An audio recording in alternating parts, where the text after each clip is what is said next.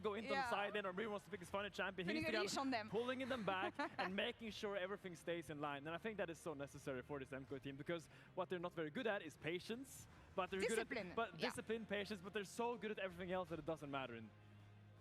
Okay, that was it, but yeah.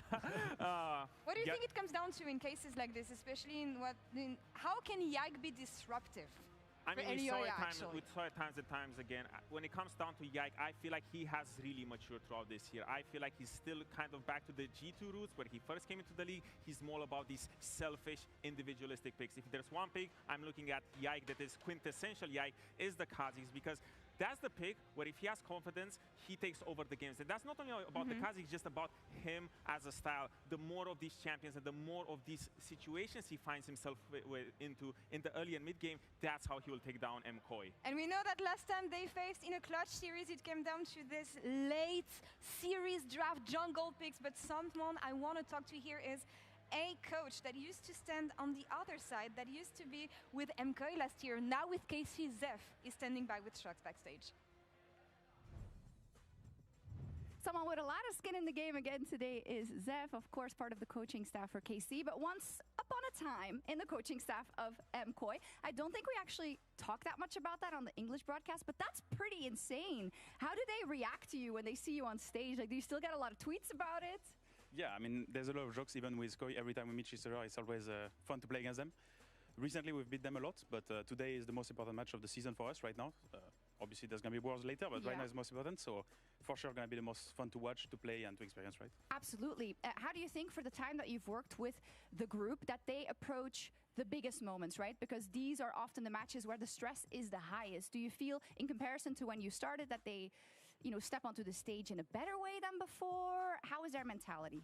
Yeah, I mean, I think when it comes to stage and practice, they have a very different approach. I would say in Scrim, they don't give much information, and that's like what they try to get as an advantage, right? But obviously, I know them a little bit from experience. But we will see today what they brought for us. I think this morning, we saw BLG with some Skarner support. I hope Alvaro is pulling it out today, because I played a lot as well. It seems really fun to play, right? Yeah, I've heard of your tales in solo queue and sometimes what you chat as well, but let's not get into that. Yeah, all right. Yeah. In the podcast, Bussier and Kalis talked a lot about tactics, like it was a new word.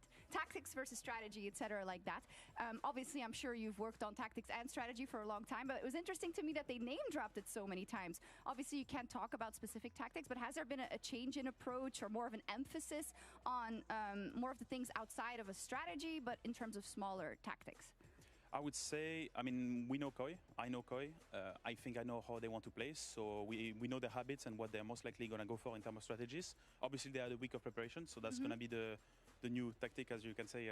They can try to surprise us. Yeah. But if nothing much has changed, I think we're going to be in a good spot against them.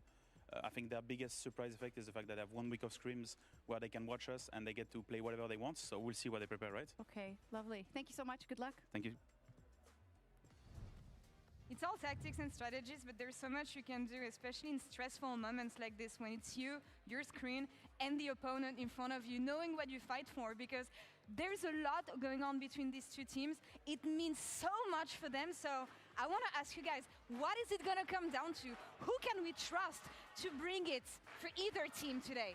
So I believe that MKOI and Aljoja is going to win this in a 3-2.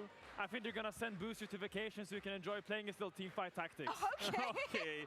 Okay, buddy, but how can you just do this to him? Because you know, Finn, you know that KC will be taking this. My prediction for KC versus MKOI is 3-1. The fact that they got their butt kicked by G2 is a privilege that you get in playoffs, because you get this revamp so that you can come into a series like the one today, fueled by so much passion by the fans and this level of excitement, and I just don't see anything else but the KC 3-1. What matters more, the fact that KC won in Spain last time, or that MKOI won when it mattered last year and snatched that MSI ticket from them? MKOI is currently 2-1 in best of fives. I think they have the more clutch gene. Come on, you can't value just history like that. Look at recent history, 3-2. They got absolutely clobbered last time. They had no chance, and I don't feel like it's going to be anything different today, Finn.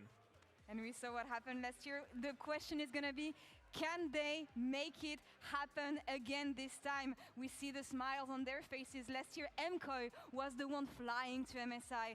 How much is that going to matter to the fact that last time they faced off against each other, KC humiliated them in their home country, in their own arena in Spain. It is once again the biggest rivalry in Europe, MKOI versus KC, and it starts right now.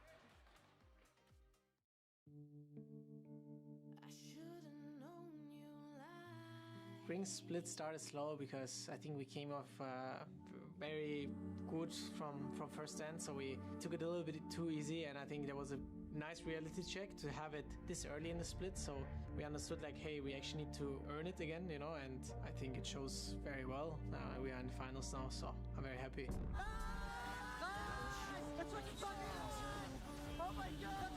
Let's go! Oh my god! Let's go!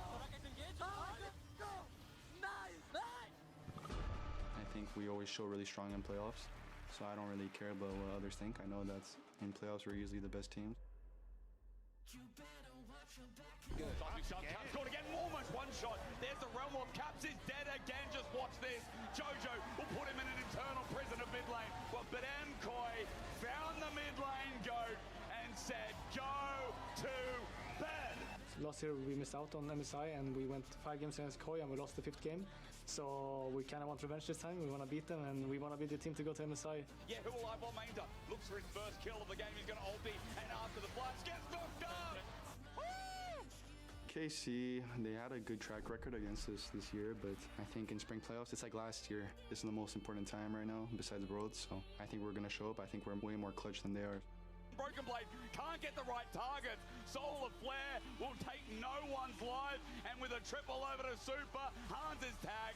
Killer Instinct. He got the free flow through the fight. It's a full house of kills with an ace to MKOI and game 1 in the bag. I think playing against MKOI is going to be very spicy. I feel like he always goes to a lot of games against them and they always non-stop fighting us. So for sure it's going to be a very hype game. Flies under Thor with the Flux Frost. Jacky's caught out in the eye of the storm. While an outplay masterclass. Walked into this at melee range. Yite gets in. And Noah goes down. We have KC versus the Spaniards for a battle of MSI. I have so much more to improve and I have so much more I can show. So I don't even think this is half of what I can be. I'm expecting G2 bowling to wake up. The Flux Equinox sent in by Skimon as well. They've got Jojo. Jojo's dead. Caps is stolen his holding before he dies. Well, Meeman gets the ultimate. It's sent back by Cab. What a pick by G2. Whoever comes our way in the finals, we will be waiting for them, analyzing them, and we'll be ready. If you play well one day, you're like the best player. If you play bad one day, you're also the worst player. So I just understand that to change the narrative, we have to win, right? So just by winning. We want to claim the spot this time. I think we deserve it. Now it's your turn to bleed. It's Europe's greatest new rivalry in another bout, in another best of 5, in another qualifying match. Once again, back-to-back in spring as KC and MKOI head into our Berlin studio. But I'll tell you one thing, the hearts right now, the fans, they ain't in Germany, they're in France, and they're in Spain. It's gonna be a banger, so much on the line. There is the rivalry, I desite, ljudi moji, evo nas končno još jedan dan prenosa, još samo 2 dana LEC je ostalo do kraja, a mi gledamo polufinale. Danas relativno chill dan, dosta ne toliko chill za igrače i za organizacije, jer koji KC očigledno imaju veliko rivalstvo, ali za nas koji gledamo ko će izgubiti od G2-a sutra, tako da ja inače pokušam da jinxujem G2 jako, ali mi nešto ne ide iskreno ovih dana.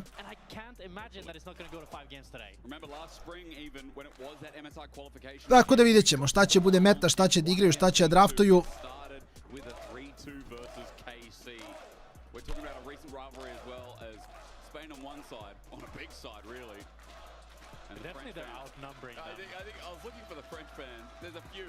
Sve je to veliko pitanje. Iskreno ni ko će da dobije mi baš i nije nešto najjasnije.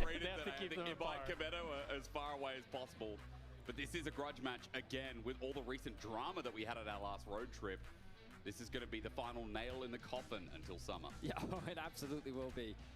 For KC, remember that they've never qualified for MSI. They were our first stand representatives last year. Ja sam nekako verovao u koji cijel ovaj split, ali they're looking to have a strong performance, especially now that the roster has very much ramped up. The conversation during the regular season for KOI, if you only just now watching us, was that they were inconsistent, they were shaky, lots of question marks. Vidjet ćemo šta se izdogađa. Ako ništa znamo da KOI preferira jako cheesy pikove. Tako da to možda bude dosta zabavno i za gledanje također, jer pogotovo na topu Mirvin voli da izvuče sve i svašta.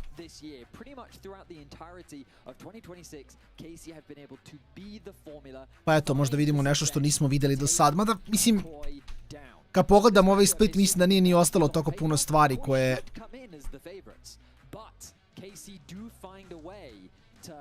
koji mogu da nam pokažu da već nismo vidjeli, tako da vidjet ćemo šta će im biti play.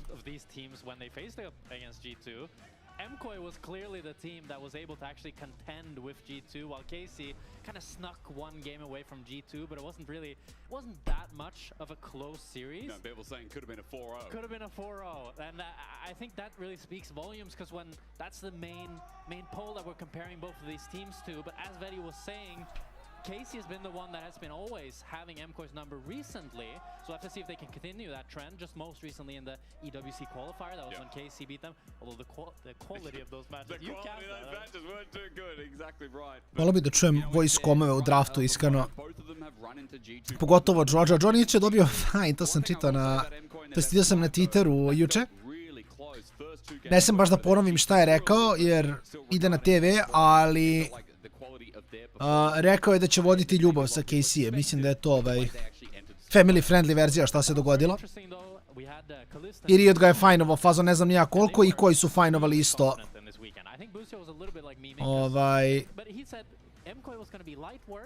Poprilično. Mislim, očigledno Riot baš nije ljubitelj tih but then later, when we asked him for a real prediction, he said, "How can I know? It hasn't happened yet." So, da kažemo friendly bantera. A bit literal. Building up the hype. We're excited for it.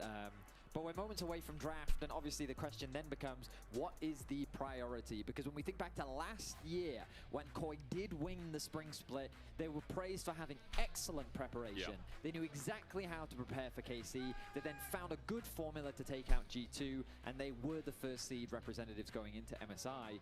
Let's see what the preparation is coming into today with Varus, Nautilus already taken away from the side of KC. Jungle going to be the focus on the side of KOI, with Nocturne and Jarvan removed from the core. I mean, the Varus ban from KC I think makes a ton of sense, taking that away from both Mirwin and Supa. I'm curious if MKOI want to take out the Bard from Busio. It also plays very nicely into the Ashe Seraphine, so it takes away strength from that, because you can always ult it later on, and it's just been such a good pick from Busio that he has had great success on.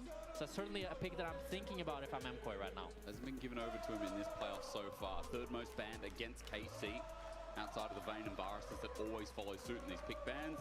Vi's going to be taken away as a final ban by KC, so Jungle Pool slimmed down a little bit more with the Ashe Seraphine lane mitigated, but Orianna's made it through. Wow. I mean, not often does it make... It has 100% presence because it's banned all the damn time. Ne znam, ja verujem u Jojo iskreno. Ja verujem u Jojo i tekako, tako da... We talked about the preparation from last year. They've clearly got a game plan. Caitlyn, Pantheon is the trade. Now Nico naturally rises in priority. It seems that KOI is willing to forego their mid lane matchup as Jojo. Let's see what he's prepared for us. Was it last year that he did the Kassadin? I want to say that it was. Last year. It was last year. Wasn't that long ago. And he just said, I felt like Kassadin was good here. They didn't practice it in scrims. We'll see what Jojo's cooked. Orianna Skarner. From Yike. Now the question is, do you match AD carry here? Are you worried about that pool getting pinched? Yeah, I think you definitely want to match ADC. They're going to look to take away the Astral. I think you have a lot of good pairings with that. You can go the Bard, you can go the Nico. I like this giving away the Orianna for one reason. It's often when a champion gets permabanned, teams just stop practicing it. So you can kind of catch people off guard by leaving it open, and by playing something like Akali into it and saying, I'm going to skill check you. I mean, this is such a good matchup for the Akali. It is rough in laning phase, but once you get out of the lane, Akali has so much side lane threat, she has so much kill pressure, and it's JoJo's Akali. Like, we've been so impressed with his Akali performances this split. Let's see what he can do on the champion. Seraphine going to be the focus, those supports naturally going to be the ban pool. Would you be worried about Skarner though? I feel like Skarner is so good into like the melee champions that want to go in because it's so easy to always just shut them down. Is that a worry for JoJo, you think, this game? Or as long as they don't have too much CC on support and top, you think he's fine? I feel like JoJo's focus should be on finding flanks and avoiding the Skarner at all costs. If anything else, he'll be using the Skarner to get into the backline to then throw the Shroud down and then create chaos and distraction on the back. It kind of depends on what the rest of KOI's comp looks like. Right now, they've got a decent amount of dive, whereas KC have a little bit more of a front to back. They leverage their range, they've got Orianna, they've got Ezreal. Ja haos verujem u JoJo, vidjet ćemo na šta će da liči, ali ja legitimno haos verujem u JoJo, mislim da je jako dobar, mislim da se Nikehu nešto nije pokazao, bog zna kako, tako da with the Pantheon and the Akali, and they really need... got a poppy ban as well. Yeah, it makes sense a lot with the poppy ban, and it just works well into the mobile carries of KC that just want to play back and poke as well. My only question with the Gallia ban, are we getting Rumble? It's like, Rumble. Rumble's still open, yeah. Yes. So maybe it's saying we're not going to negate the top lane or let you do that from MKOI. Do we get the answer of support now? Karma for the lane? Rather than another form of engage, gets to help space this comp. So the reason why I was mentioning Nico so much is because when we think of Alvaro, I mean, we've heard it from himself, it just feels like that he's a different player when he's on those engaged supports. Yep. So I was expecting that to be paired alongside Alvio's Pantheon, so they'd have a lot of backline threat, but instead they're playing more for Super with the Karma. Very dominant lane 2 versus 2, you've got a ton of push, you've got a ton of peel for the Caitlyn, but now it's KC to respond. They need their top laner and they need their support. Yeah, I'm thinking Rumble and then either Nami or Nico are the two realistic options that you can go for. I quite like the Nami because it's pretty easy to use the tidal wave to have a lot of impact up against the Pantheon and the Akali. Well, I think Nico works well as well, but I think Nami makes for an easier landing phase because you get that sustain. You know, I came into today prepping for a potential Skarner support, but I feel like with an Ezreal, this is a no-show, especially against Caitlyn. You could have Skarner support this game. We saw it on, but I mean, I think the problem is, how do you actually withstand the lane in the range? Yeah, you'd need to definitely have like a cheese ganking jungler if you were to make it work. But it's going to be the Nico. Normal, okay. Pretty standard bot lane double range thus far, and we'll see what last pick Mirwin has for us here. I would describe this as a volatile bot lane, wouldn't you? Definitely I feel that initially I would expect the Caitlyn Karma to by default have push, but Nico Ezreal, I think they have ways to fight back in this 2v2. They're going to be fighting to the death on bot, I would presume, because how this matchup goes is whoever gets push is not just getting push, they're getting everything. They're getting the trades, they're getting the plates, they're getting the pressure. Because Ezreal, if he has to face up against minions, he can't Q you, he can't really poke you down. And Caitlyn just wants to hit your tower non-stop. Both ADCs want push really badly, so it's definitely going to be bot lane for me, the lane to watch. Okay, well, with all the onus on bot lane, we'll see if top can withstand in the meantime. Mirwin on a tank, which I will say, coming back to the top lane quickly, for me is one of the best versions of Mirwin. He can be really volatile this split. He has been kind of subpar. Playoffs he has been better. But on tank as a role player when JoJo and Super... Nisam enjoyer ovoga, iskreno.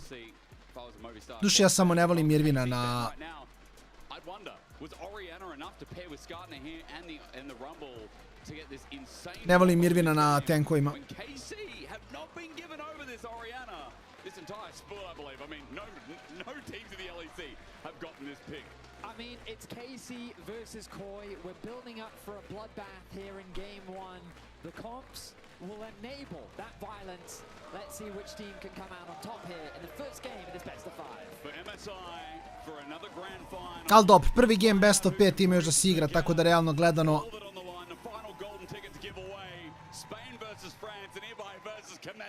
We go again for a round 2. And you have to feel that this Akali Orianna matchup, that JoJo was the one who requested this. He said, leave Orianna open, I can play Akali into it.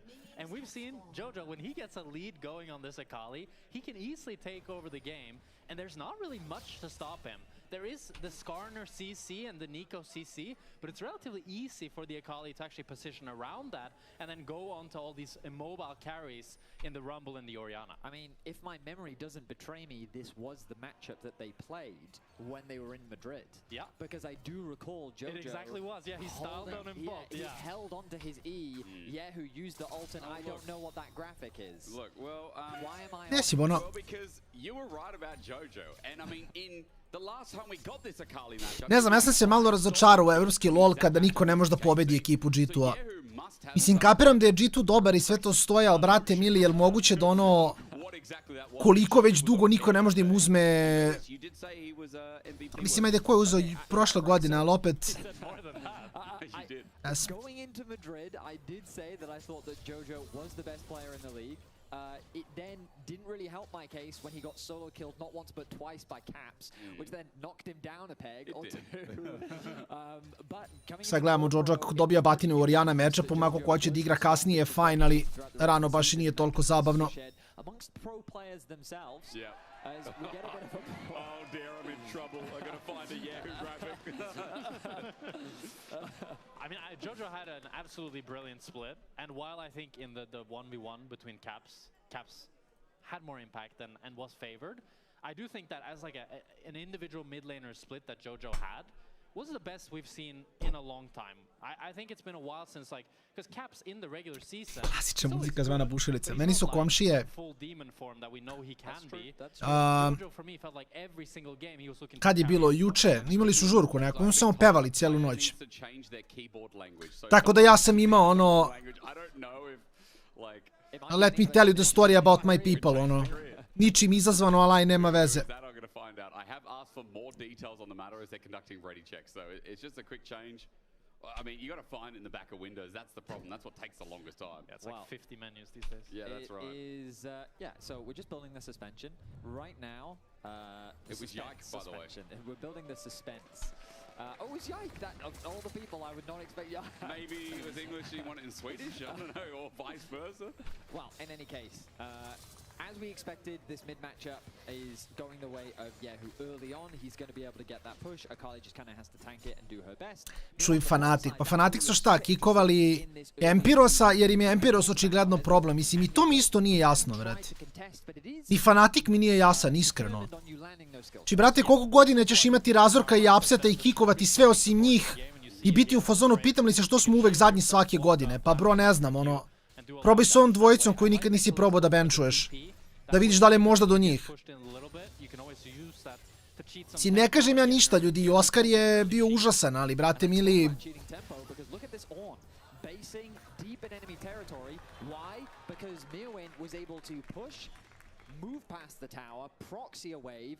Ono, menjaš mediocre top lanere, ceo split.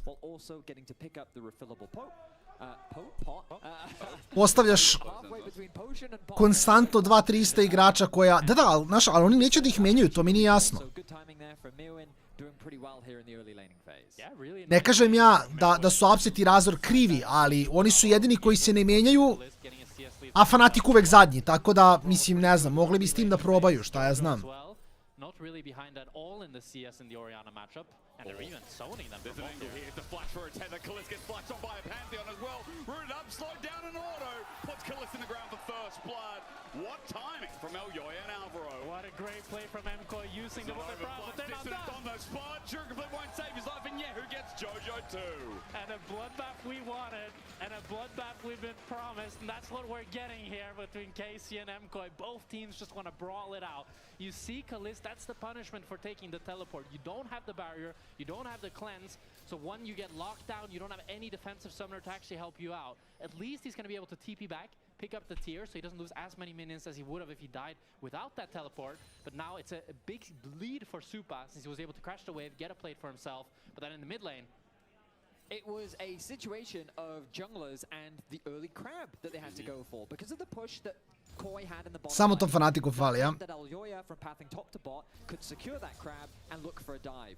Yike, on the other hand, has to go back to base in order to... Ne znam, mislim, ja... Tehnički se isto vodim kao i ovaj za... Za rog što je bilo. Ista priča. Kalis almost gets away, but it's because of that route that they're able to find this kill. Meanwhile, Jojo, he's desperately trying to push this wave out as quickly as he can. And Yehu flash Ws to guarantee the damage, limits Jojo's ability to find an outplay. The risk is Orianna now has no flash. That is definitely a risk, but I do love the ballsiness from Yehu, and I also think it's like punishing the #1 weakness that we've seen from Jojo, that he can get a little bit too cocky. He always wants to trade back no matter what, even if the enemy jungler is there. And now, with Yehu having that gold lead, maybe he can get some survivability and make it harder for Jojo to actually do anything at 6. I'll tell you right now, though, Jojo has typed the flash timer of that Orianna, and he's staring at Elyoya. He is saying, when are you 6, bro? And he is waiting for that timer because they will look to get revenge on the mid lane matchup. Jojo will want kills on the Akali, he'll want to accelerate it, and Yehu going for a Rod of Ages, smart itemization against Akali, having that extra bit of health, play safe, and look at Yehu. Very respectful, very aware, level 6 timers are coming through for junglers, and he wants to play safe. It definitely looks like Yehu learned something from the last time he faced Jojo's Akali. He's playing a lot more respectful this time. Yike wants to try to sniff for a steal here, but he's going to get zoned out as his laners are not there to cover. So first dragon going over to MKOI. Okay, well, MKOI just back away. They don't give Yike an angle to find anything with Yehu now teleporting in. He's going Rod of Ages on this Orianna, by the way, so more slower scaling build against the Akali, against the health he wants, so that he can survive the all-in burst. As he also gets access to mid with Jojo having to base without his TP. So a bit of plating to start off the game for Yehu, 500 gold. Mislim, ne znam, Rogi radi istu stvar sa Larsenom. Držali su Larsena 17 godina u rosteru, bez ikakvog razloga, uvek su bili zadnji. Navi prvi put benchuje Larsena, dovede brda randoma, 60 puta se bolje plasiraju. Mislim,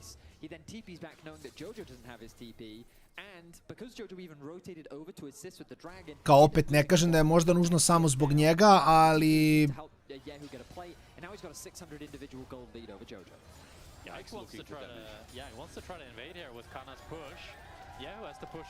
Ali šta znam, ono možda je malo i do njega bilo, nemam pojma. Especially with the wave at the top turret, Mirwin has to just sit back and not lose too much more experience. Yike also gets level 6 off that camp.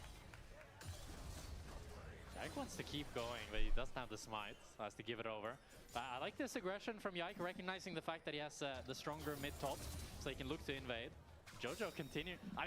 It's so fun to watch Jojo, because even when Yike is there, he's still pushing it to the limit with bot lane. Yeah, there's all-in Grand Starfall as well. Oh, Yoya goes deep, but it's against an Ezreal. Busio takes the easier way out. Now Yoya committing the ulti for not much gain. The heal from Busio there, giving Kalista movement speed, so that Elyoya couldn't get in range, was really, really clutch. And a bit of an overforce. I think the biggest downside from MKOI here is the fact that you lose out on being able to punish Yehu's lack of a flash. You don't have that Grand Starfall anymore, and now Yehu's going to have the flash in what, a minute and a half, and be completely fine in that mid lane. Yeah, I was surprised to see that invested bot. I think that this bot lane is a very difficult one to gank unless you've done the prerequisite damage, I would say, similar to how they set up that dive earlier. But that's a big cooldown invested. KC is going to be taking a sigh of relief knowing that that objective is unavailable. But KC building advantages through their solo lanes. Yehu thanks to the first blood. And top lane, Kana, the first strike with the rumble, building a very healthy lead in the 1v1. Well, the question I have for you guys is how much it matters, because we came into the draft saying how important the bottom lane was for MKOI. They have a small lead, only 400 gold, but now with lanes shifting around, it's still a Karma Caitlyn who are 10 CS up at the 8-minute mark. I mean, I think the fact that Super was able to pick up the BF sword is really, really nice. If he can transition into the Storm Racer, it's a great spike and allows him to play a lot more aggressive in the team fights with the movement speed from the item and the movement speed from the Karma shields as well.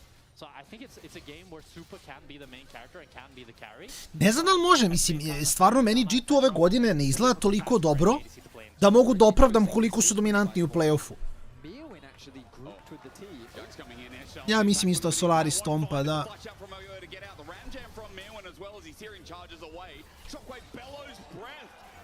A nacrnji od svega što ja mislim da mi idemo na Francuze u MA. Ne znam još koji je raspored, ili imam neki jako dobar osjećaj da nam dolaze Francuzi u MA.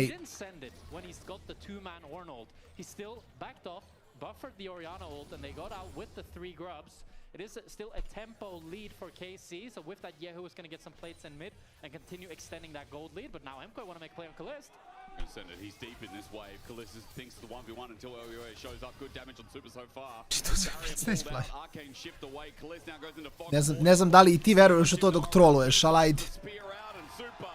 With the 90 caliber right down the line. A great cheese from MKOI. They know that after this play, Kalist thinks that MKOI has based, so he can just go and push that top wave and then base himself. But instead they wait in the bush, they're able to kill him. Kalist knows he's dead, he's not going to burn the flash. He's just going to accept fate. Now this Caitlyn is scary. BF sword, as you mentioned earlier, on the way back to base. Ne znam, mislim, ne gledam LFL, ali ono što sam vidio od Solarija izgleda kao da...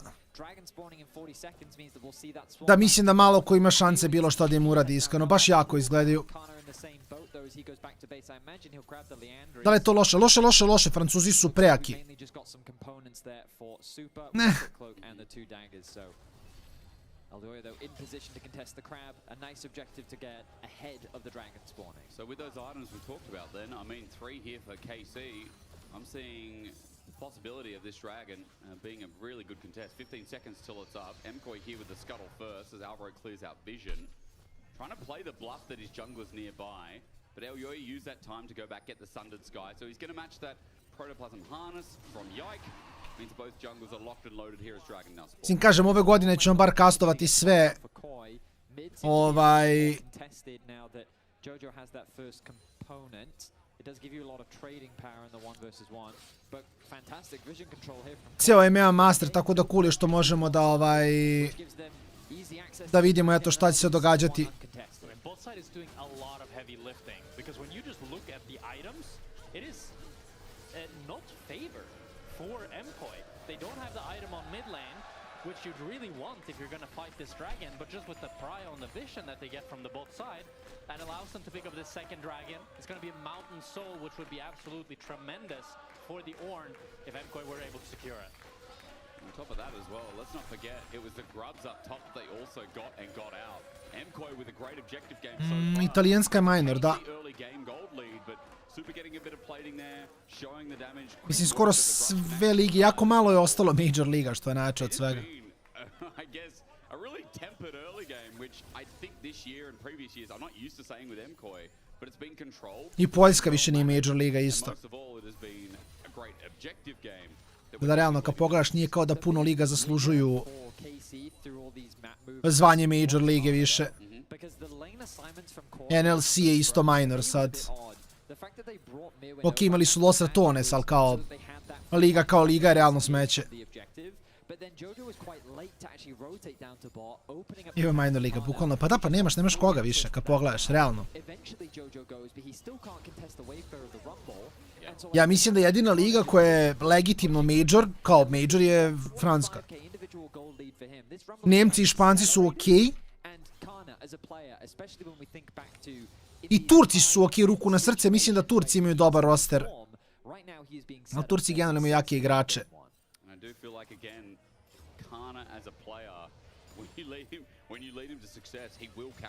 Tako da mislim da Turci nisu isto loši. It does feel like now it's starting to bleed into LEC's jungle as we just saw in the Krugs. A lot of pressure there as LEC is going to pick bottom side for now, but that's a second ulti we've seen in a row where LEC is far from finding a play. MKOI are a little bit too willing to pull the trigger on the Grand Starfall from LEC, which is leading to some wasted ultimates and not as much pressure as you would like to see. And I like what you're saying, Vedi. I think it's pretty clear that it's mid and top for KC versus the bot lane. Znaš šta je fora sa Španijom? Španija ima okej ekipe, ali full kao liga nije ništa turbo spec. Turci su jaki zbog igrača u mate e-sportu. Si kako drugačije.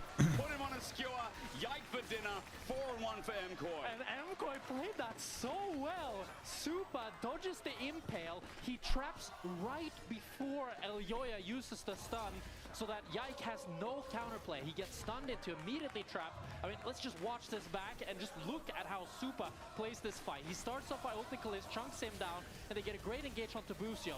Supa's able to get the Q to take him down, and he spaces back, makes sure that he doesn't get hit by the Impale, and then he lays down the trap before the Pantheon W so that there's no escape from Yike. I will say, Yike missing that flash, he was really bad. Ne interesuje me, Rin imamo Mata Esports. Zašto se pretvarati da si nešto što nisi, samo budi Mata Esports. Ili alternativno sve ja Esports, to je ako hoćeš da se renameš, daću ti taj copyright.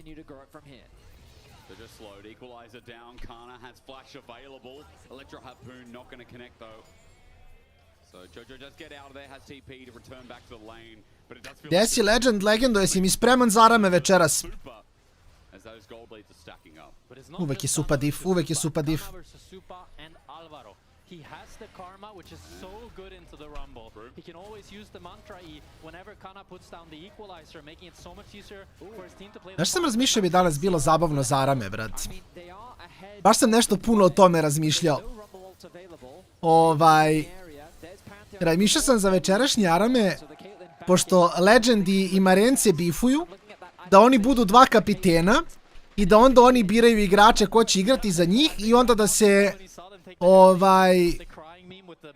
da se tako menjamo, recimo kad se završi game ili best of 3, da onda kapiteni budu u fazonu, ne znam, benchujem njega, vraćam njega ili tako nešto. Realno bi bilo smešno, napravimo draft neki, bre.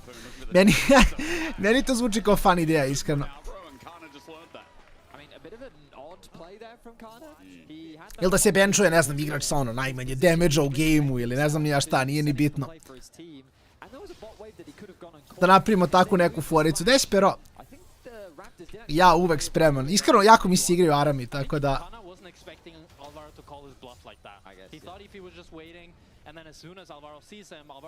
A misliš kao, okej, pošto sam bio u fazonu, nećemo igramo u istoj ekipi mi, to nije... Da, okej, to je okej.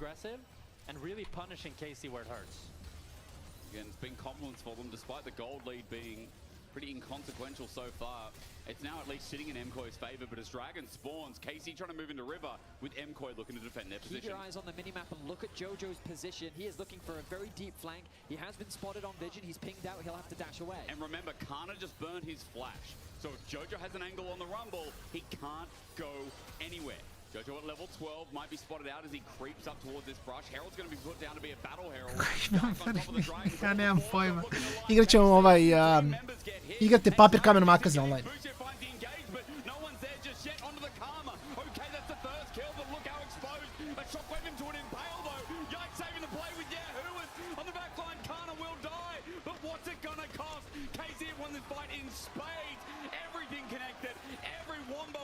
Da, tako je. Znači, jedan bira jednog i onda ovaj drugi bira dva. I onda ovaj bira dva. I tako igramo.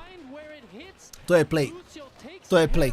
Bono, pa ne baš hard. Mislim, u suštini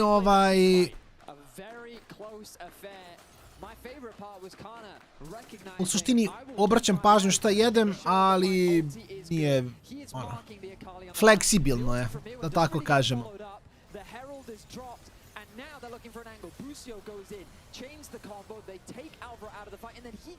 Hodam dosta, tako da to bude okej, znaš. To bude okej. Gdje je Zog? Možemo točak, može. To je okej skroz, Samo ne znam Bono kad, to je pitanje.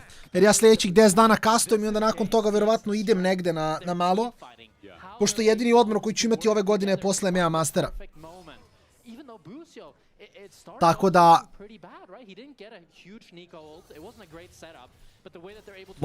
Morat ćemo da vidimo kakva je situacija tu.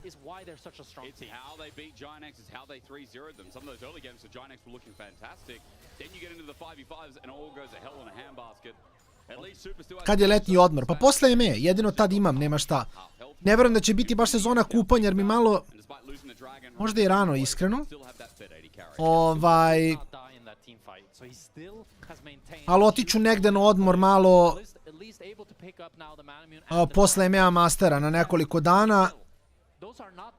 I onda kad se vratim to je to, mislim tu sam do sajnato na manje više, mislim neću imati nikakav veći odmor do novembra.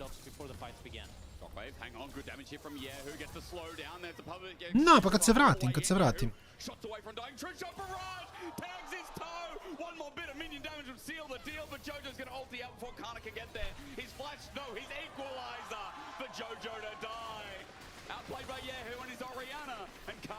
To je fair, Bono, to je fair.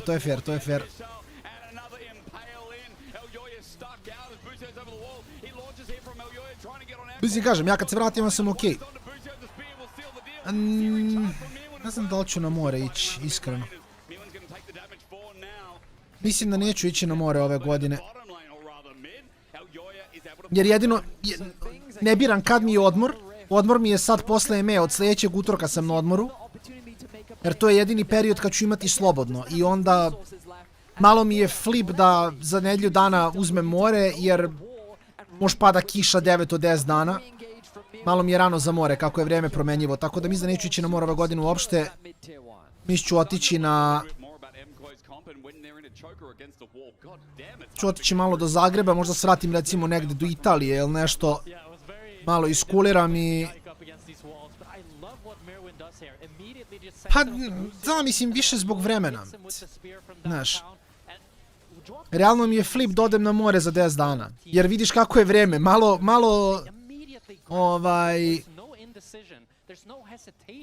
Malo je toplo, malo je kiša. I onda mi je neko flip da odem samo na more, da iskoristim ceo taj odmor koji imam na more i onda samo da me začeka kiša 9 dana od 10 i da se smorim, brate, ko nikada.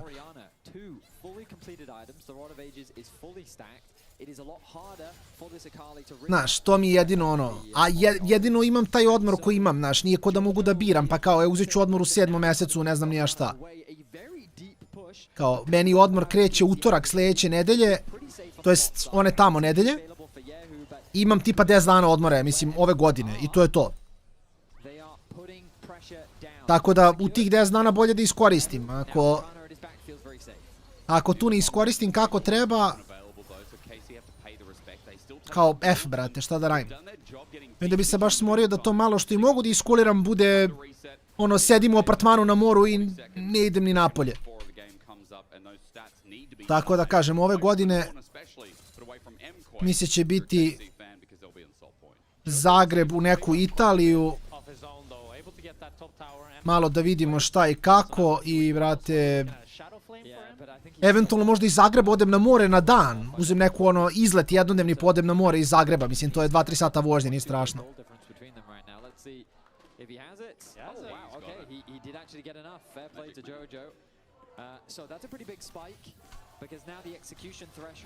Pa možda, ne znam koliko ću biti u Zagrebu, zavisi samo kako bude vreme i sve to. For KC, they're going to start Dragon. Jojo's angle still here. Ping's going down on KC's side as well. Oyoya's first into the fight into Busio, but his shield won't defend him. Equalizer flashed away from. And Yikes here once again. On top of me, one Poplos and finds Jojo. He went in, he was eager, but he gets shockwave to death. Yeah, who on a rampage today to open up as KC open up second Dragon too. KC steadfast. They were prepared for the engage from Koi, and they did not break under the pressure. Jojo gets locked down, Elyoya gets chunked out, and this game continues to go the way of KC. That was a disengaged masterclass from KC. Yike used his E on Mirwin when Mirwin wanted to... Pa to, mislim vidjet ću deću, što Italije tiče, nisam još ništa isplanirao. Nemam tačno, nemam tačno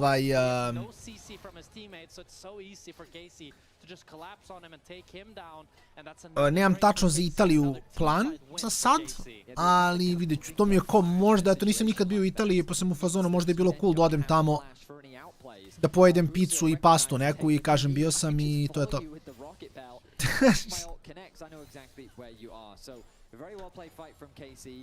Što je nače, znaš da ne znam. Znam onog vrata na autoputu, to je otprilike to.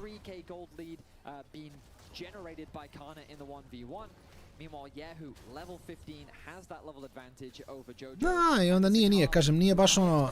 Ovako mi je lakše, znaš, odem u Zagreb i onda recimo ako je vrijeme shit, samo neću ići na more. Ostaću, brate, u Zagrebu, radit ću nešto u Zagrebu, ono. Tu da nemam šta radim tamo.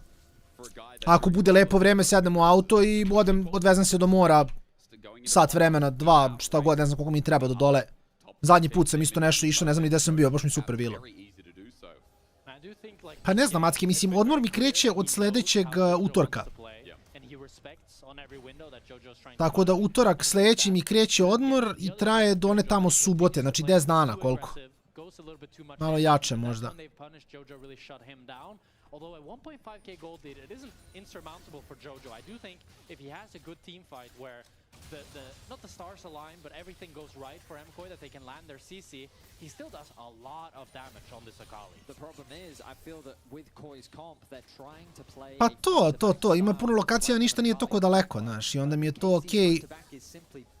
To mi je okej opcija, znaš, ako je dobro vrijeme, uvek samo mogu da se lanciram tamo i budem u fazonu, okej, to je to, znaš, lagana priča.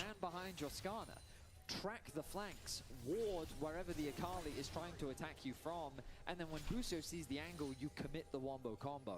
There's so much threat onto the front line, and the truth is that Koi's front line is likely going to fall first. Of course, this Ornn is scary, but right now, Mewin doesn't really feel to have that same presence or tankiness that the front line of KC currently possess. I think you can see Super now building towards the LDR, and that's a really, really big spike for him. I think once MKOI gets that, that's when they can really start. Tako da eto, kažem, mislim, to valja iskoristiti, mimo toga... Mimo toga sam tu do novembra, bukvalno, mislim, ne planiram ni da idem ništa na duže, možda odem na 2-3 dana ako slučajno se napravi neka rupa u kastovanju, ali mimo toga sam tu pa sam tu, mislim, ne idem nigdje. It's a waiting game for MKOI right now. So we will wait 2 minutes till the break. And sits up, Jojo continues playing topside for this push. And just note, even though Pa šaljiš to da ne vrati. Pa da nekako budem blizu. Trebam još da isplaniram i šta ću kako ću, samo znam okvirno vreme kao kad sam na odmoru i to je to, to je jedino što znam, sve ostalo je u fazonu Winged, vrati. MKOI going to continue playing up towards topside now. It is just lolling about until we get towards that next dragon, which should decide a bit more of the tempo in this first game of the series. Yeah, I mean, a full item ahead of Jojo. Jojo has to be sitting on a decent amount of gold. He's probably got a component in base, but the damage from Kalist, remember, 0-2 after the laning phase, 3 items finished for him. The gap between him and Super, obviously, that component does exist, but with the advantage that the Orianna and the Rumble... Oh my god. Ezreal, crveni item i Endless Hunger. I'm surprised Yehu went for the Storm Raider's Surge. No, wait, not Storm. Endless Hunger ti je item koji ti daje... U suštini, glavno što ti daje je ovaj... sustain. Znači, AD ability haste i sustain. It's very similar, no, the item? Storm something. It's that. Guy, it's the same problem I have with public and perfect execution. I just think one's the other. Help me, Jack. Storm Surge. I mean, yeah. Storm Surge. Why do we keep naming things so similar? Like, well, I was surprised he went that. I thought he would either go for the Rabin or the Zonias, but I don't have time to talk about that. It's 20 seconds for another dragon. Jack's found an angle. Maybe he picks up a bit more Shattered Earth. 24. A čekaj, gdje ideš 24. Da, ja sam od 16. do 27. sam slobodan, to mi je rok. 16. i 27. mi je odmor. I onda posle kreće, ako se ne varam, mislim da je MSI. Tako da, bukvalno mi je plan da zapalim verovatno dan finale MEA Mastera, čim završim idem. I onda vidjet ću kada ću se vratiti. Vratit ću se malo ranije, neću se vratiti baš zadnji dan, ono.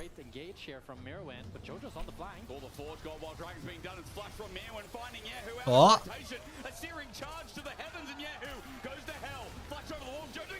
A i ti ideš u Italiju? E pa nice, ideš u Italiju. Možda se vidimo u Italiji, čoveč. To je bilo goated. Mada u stvari Doro 24. ja mislim da ja neću toliko dugo ostati. Ja mislim da ja ako budem išao tamo do 21. verovatno max. Mada ko zna, nikad se ne zna. It's a 4 versus 4, but they're not quite willing to start it, but Super goes forward. Finds Busio. Good bit of damage. We'll find out in a second as he just transforms. MKOI not going to start it. They're going to back away and it goes on. Now on salt point though, a KC, that's the big... Pa lepo, lepo. A ček, jel ideš... Jel voziš sve ili šta ti je plan? Kako ćeš? Over eager, wanting to have impact in this game. Yehu clearing out a ward. He's been so respectful, so safe. And then he does not play around the engage that can come through from MKOI. Nice chain CC, but at this point, Jojo, he recognizes with the shield that he can't ult instantly. Kapiram, ko ideš Slovenija, ideš kolima sam. Mislim sam. Ti voziš ono. Do we give massive credit to Yike for that, for predicting Jojo's going to run right into him? No, because he flashed over the wall. Jojo... Auto, ne. Ja mislim da će meni biti play da odem do Zagreba i onda verovatno ću tipa avionom u Italiju da idem. Ako budem išao, kažem, ne, i dalje nije mi ono ništa 100% još. Kažem, jedino što znam je vrijeme, kao kad okvirno sam slobodan, znam da ću ići negde sad.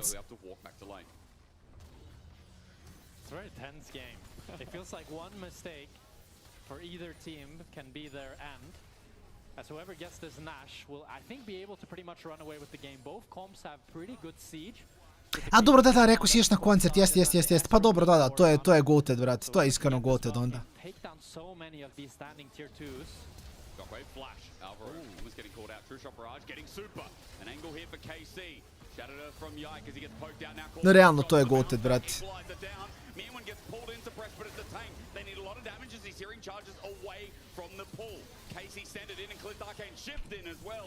Good damage onto Menjam. Now looking for another target. It's Elyoya who's up against the wall. Yike has his perfect target. The jungler of MKOI won't be caught napping though. He puts up a shield. He runs away. MKOI, what have they lost? Well, now they just forced the Baron. They've got great damage down onto Elyoya. He now has to go back to base. The threat is there. Jojo face checking, loses half his HP. Ojoj, Jojo. Jojo 1-4, Jojo baš ne može da igra.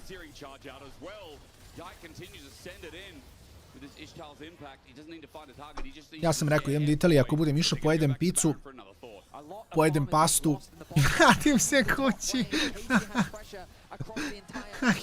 They turn their attention to the Baron once again. It's a face check. Just assault from Elyoya. It needs to be the motion here.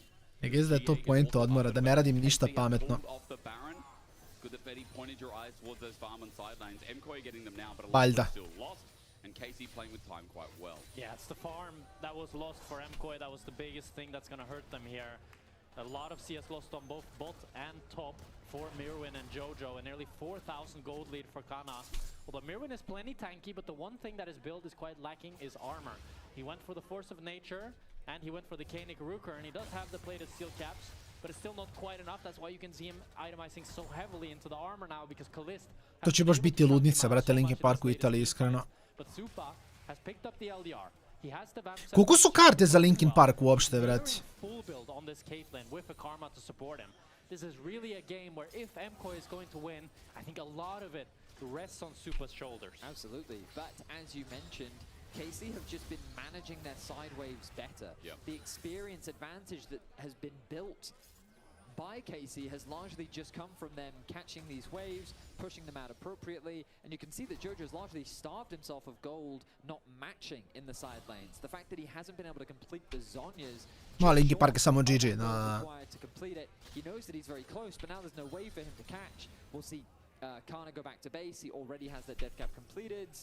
I kind of disagree with you. I feel like Jojo's been really good in the side lane despite how behind he's been. Like up to a point, I agree. The fact that he's 280 CS, I think, has shown that, and he's like up in XP on Yehu, or same XP. Yeah, but I would argue that that play was bad, though. That play was bad. I think we're gonna agree. In any case, the situation that he's in right now, he is a full item still behind Yehu, who is currently working towards what seems like a death cap. We're seeing a lot of grouping happening up around the mid lane once again. Looking at the mini-map, he's debating whether he goes to side or whether he looks for a contest. No, Sentinel stoje. Da, kapiram Dima, ono vipi to sve. Ja ne znam, iskora, nisam... Što naču u životu bio na koncertu, tako da nemam pojma kako to funkcioniše, svime što sam gledao kao karte i to. Ode Elyoya, ode Guardian. Mislim ko je ovdje izgubio? away from the play.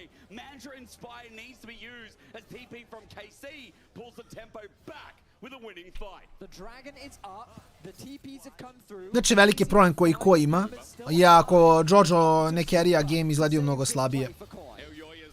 Shielded out, Mantra Inspire again from Alvaro. They need the move speed, they need the shields. Busio has an angle, no pop blossom, but a flash tangle barbs could help seal it even further. Dragons right there for the tanking and smart maneuvers in yet another team fight. The KC way enables Mountain Soul in game one. And MKOI, they're never able to get that ideal team fight. They keep trying to have Jojo off on the flank, but he's just getting one shot repeatedly. KC now, they have the soul. Jojo's still dead. Respawn just now, but they know they have the tempo lead. They're going for the Baron Nashor too. Neon is going back to base. The Pantheon is too far away. Yep. We look back at the play, and it's this flank coming through from Koi that gets spotted. A flash from Kana. Baš ne daju Jojo da igra. A mislim da je to legitimno gol, da se shada na Koi. Jer kad se sjetim svake partije Jojo, ili se sjećam da je bio previše koristan ili da je bio fully useless. That fight could have been completely different. He could have negated all that damage, flashed onto Kalista instead. And it's these small things, these small moments that define games like this that are so close. It's now been 35 minutes, and the biggest goal lead we've seen has been, what, the current one at 2,000? Yeah, it really hasn't been much, has it? It's been so back and forth, and it's been a sign of a good series to open up. Ja čujem TSM, brate, koliko je meni mozak koraptovan od starih TSM čentova. But let's see how the sieging goes. Jojo's going to play for inner, while waves in order are what KC are trying to do, especially with that inner turret bot side. Jojo gets this, and he's probably going to push in again. He's got TP available for a play with Zhonya's now. Let's see if they can pull anything off. Really good side laning from Jojo. As long as Super can put down these traps here and avoid the engage. There's that TP. Busio fell to pop blossom. They're too deep. Call the Forge God getting ready to punish him as well. Won't be found. But still, there's one kill into the ground. It's Busio. The unflashed away, but Trisha Bride catches life. Jojo jumps in, wants revenge for this game, and he finds it. As he goes golden, takes down Yahoo. He needs to hold the Albert against the wall. Waiting was Yike. A double over to Kalist. Okay. Da, bukvalno ne daju Jojo da igra. The defense means it's successful with MKOI holding fast. Ti da mislim da je malo sus sa coaching strane da se ostavi Oriana u trenutnoj meti, jer mislim da je Oriana samo beyond jaka trenutno. Mislim da Oriana toliko jak carry da je to jedna od onih stvari koje kao ako ostaviš otvoreno samo grifuješ u draftu.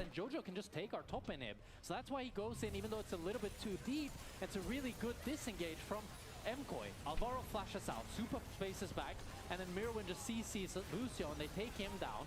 And then Jojo finally gets a good flank down where he's able to pick up the what? 1,000 gold? 1,000 gold shutdown onto Yahoo. So despite him dying, that's an Akali that now has a lot more gold in her backpack. Rabadon's on the way, double needlessly large. Rabadon's just picked up by Yahoo as his screen is currently great.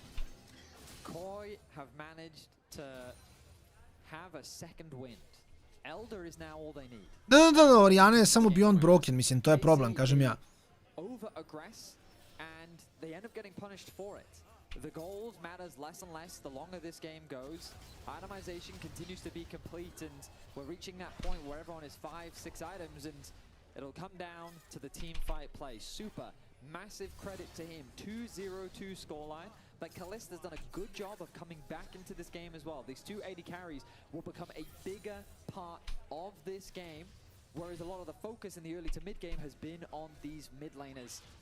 Summoner spells will likely be up ahead of the next big. Najjači klip. Taj klip je stariji od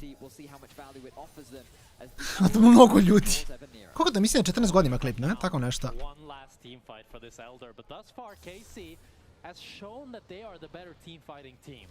And MKOI now they're facing an uphill battle. Supa, he has so many items and so much damage, but it's been so difficult for Jojo to actually find his angle in his team fights, find the mark where he can one-shot someone without getting CC'd. We'll have to see if he can complete that Rabadon before the Elder fight, because if he does, that is a tremendous boost to his damage. Let's see. Again, he's been picking up waves and side lanes. We talked about it before, or at least we had a small argument about it before. Level 18 now on the Akali.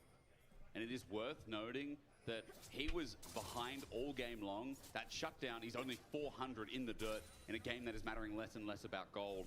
Kana, obviously, there is almost a 5,000 gold lead in the top lane, but We know Ornn's role in the team fight. He picked up the Proto Belt while we were talking there, so fourth item for him is going to be something that can either close the gap or give him a bit more versatility. And outside of that, we wait. Minute 20 till the game-breaking Elder. Baron spawning alongside it is always a question mark if that can be leveraged at some point as well. I mean, Jack, of the three of us, you have the most AD carry experience. If you're Ezra right now, are you really afraid of this Ornn's items? I feel like he looks like paper. I'm definitely not afraid of Ornn. I think the only person I'm afraid of is Caitlyn, because Caitlyn at 6 items is just a different beast. Like, if she can stack up that headshot, play with it with the Firi, ali mislim kažem generalno Jojo je poklikao da ima 340 farma u 39 minuta, drži se on s te strane, ali toliko je teško igrati taj matchup, ljudi moji. Znači, toliko je teško igrati, da ja vama ne mogu da opišem koliko je teško igrati taj matchup.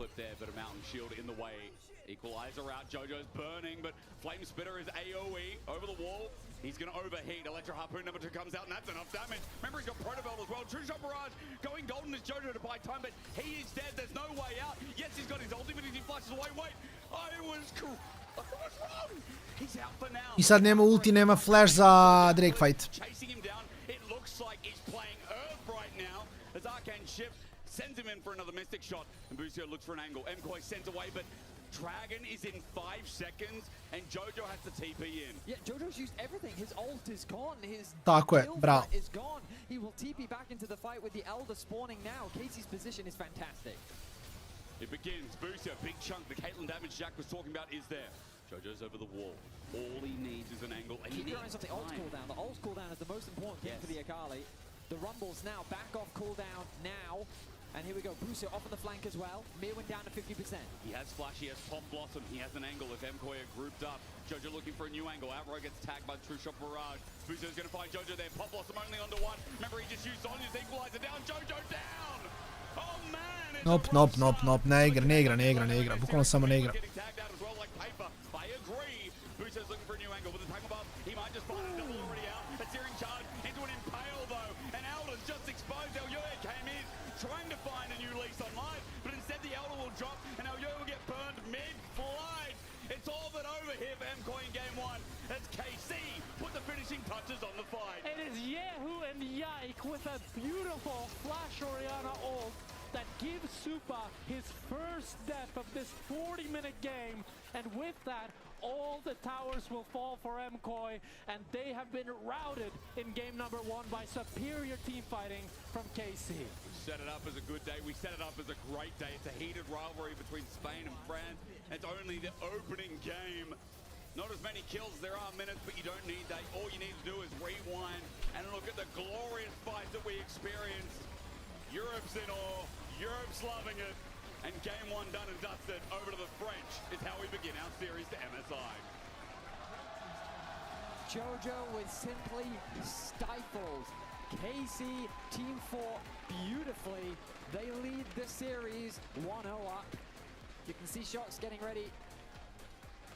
So, let's send it over to Shox right now with Kalist. Znaš što da kažem, iskreno, mislim, malo je unluckster, ali mislim da i dalje ko ima šanse da se vrati nazad.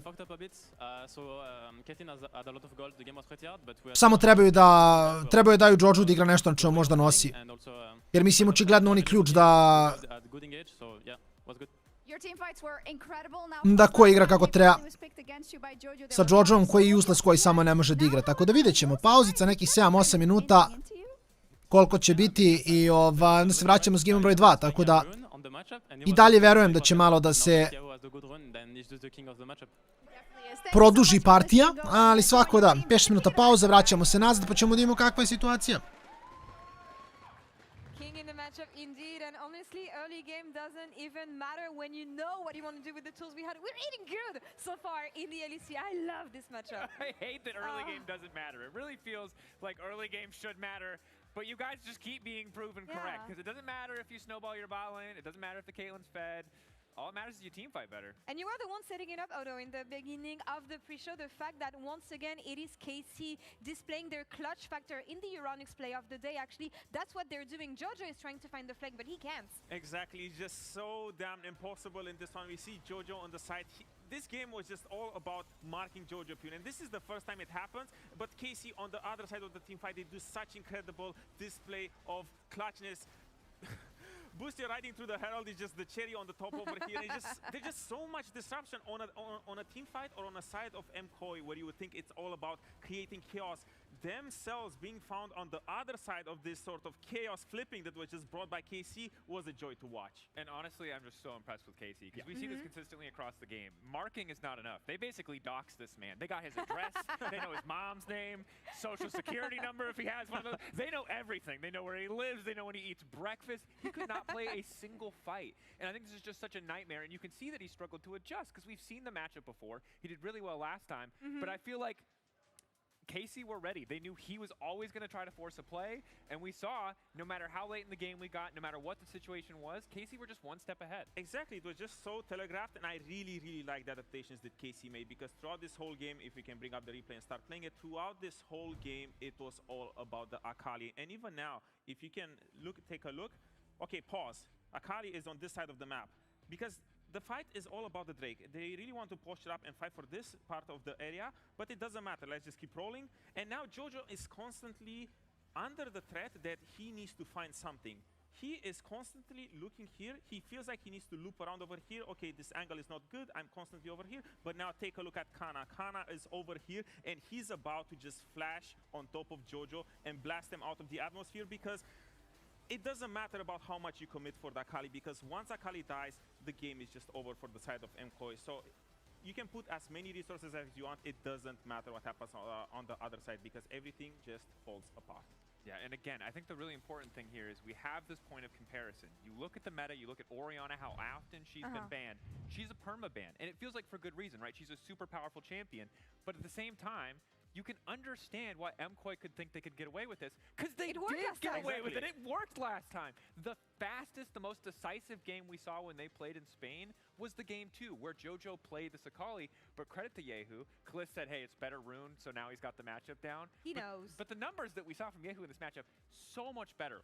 What a glow up. MKOI absolutely baited into a false sense of security based on the last time these two played. You can see it. He was down 1,000 gold last time. This time, ahead in the matchup. He's not dying on side lanes. He's not dying alone. And that really does feel like it made the difference. Listen, there's a reason why Orianna just banned globally, because she's just so damn OP. But at the same time, I am not surprised that Jojo decided to go into this matchup, because at the beginning of the day, we said this matchup is about egos. And if there was one player who would take the ego matchup and want to slam it again, is Jojo. But ultimately, it didn't work. And that's not a bad thing. It's not a bad thing. Sometimes you take risks and they don't pay off. But at the same time, it's paving a great way forward into this series. No, this is so thrilling, because if we take a look at the draft, both drafts are good.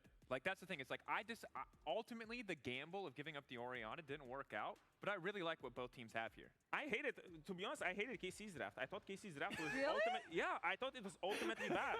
I thought that the board matchup was going to be so damn stompy, and we did see Supa. Supa was 2K, 3K gold up. He was ahead for most of the game, and I thought he was going to be able to run away with the game, because you have Orianna, you have the Own, and you have so much damn engage. I didn't expect KC to be this damn clutch to mark the Akali for the whole game, because all it took was one opportunity out of those 4 or 5 fights where Akali just goes through, finds the opening, and carries the game, but it didn't happen a single time, and that's just so damn impressive from KC. It's really funny that you say this, because I look at this draft and I look at what Jojo was supposed to do, and I'm like, how on earth is he going to be able to find flanks? He didn't. As we said, they had their phone number, but for me, the fact that Jojo couldn't play here played a huge part into KC's success, and this is where I don't want to doubt MKOI. I know they're going to bounce back, and I know they have the tools to do it. And let's look at what they prioritize, right? They gave up Orianna not for Akali, they gave it up for Caitlyn Pantheon. What did Caitlyn and Pantheon do? They killed early game, Supa got a massive lead.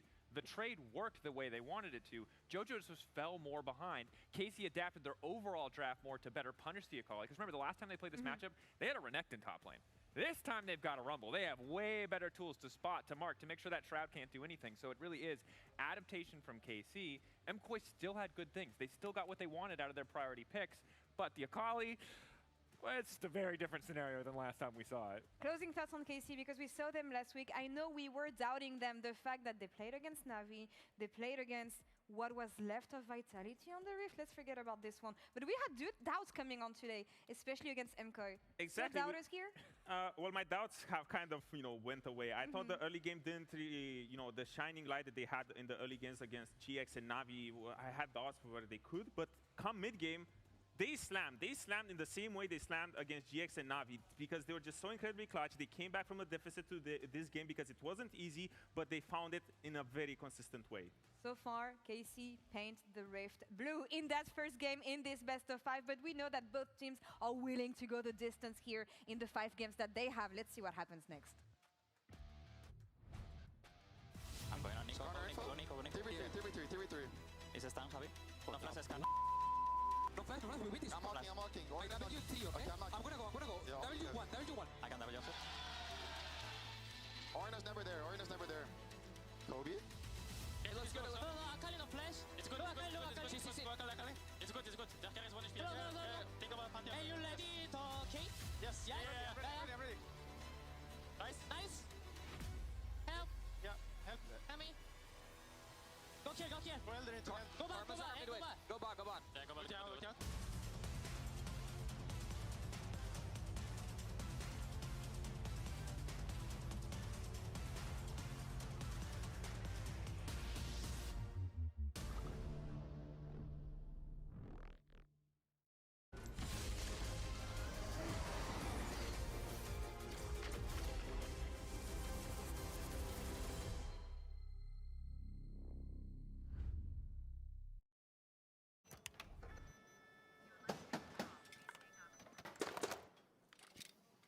Brother, let me try. Wait, brother. Let us break this instead, brother.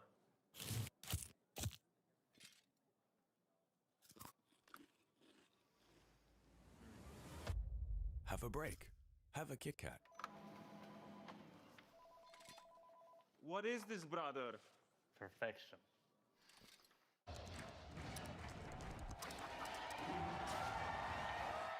Red Bull gives you wings.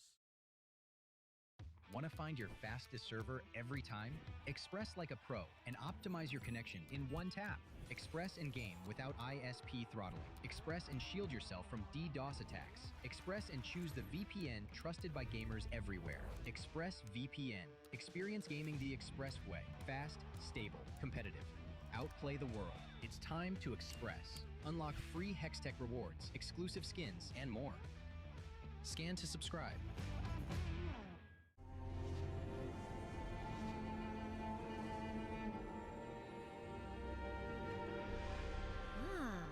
A new champion.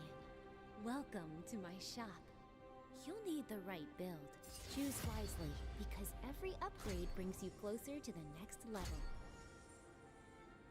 So tell me, how will you level up?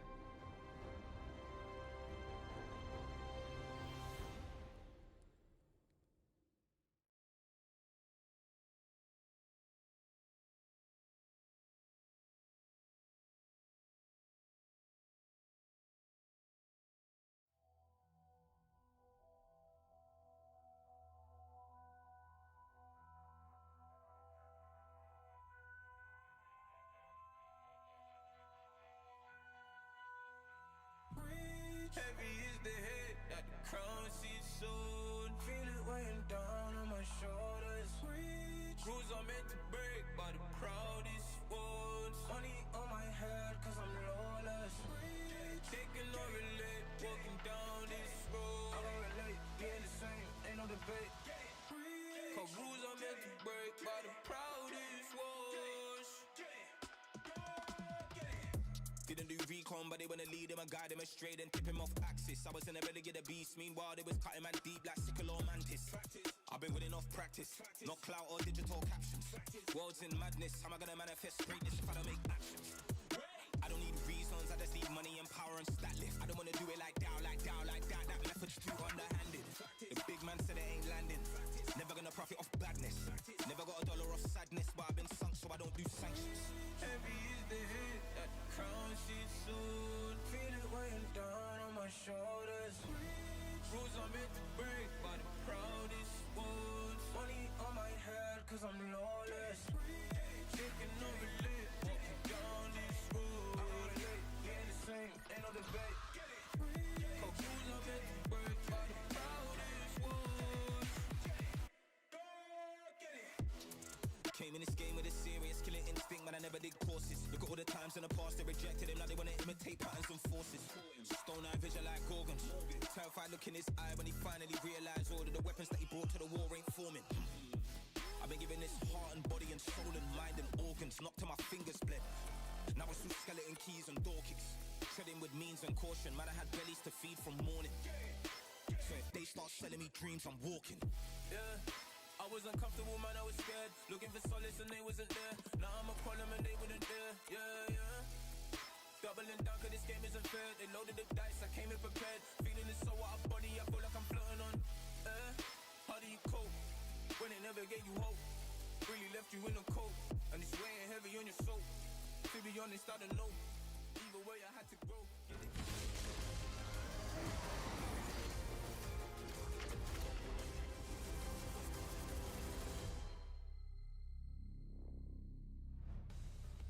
It starts blue in our best of 5 towards MSI and our spring grand finals. MKOI on the back burner after what was a great early game, but couldn't find the 5v5s.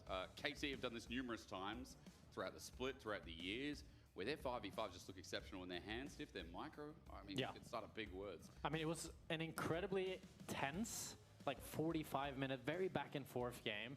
I think the biggest thing, the biggest draw or takeaway I take from this game was this was an uncharacteristically bad series from JoJo. Yeah. He didn't find really any team fight where he knocked it out of the park, where he had a great Akali flank and a great ultimate. He never found it throughout the whole game, and it was a long game. So it was a lot of opportunities where he could have, but KC just shut him down time after time after time. And I do wonder if this can be a confidence loss for him, because Akali looked like one of those picks before that he was so comfortable on.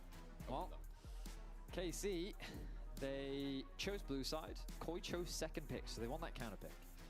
So normal. We expected, Jack, both Varus and Nautilus to stay on the ban list. Our question was, where does my bad. Where does Ash fall on the list? Okay, Betty. My bad. You're okay. My bad.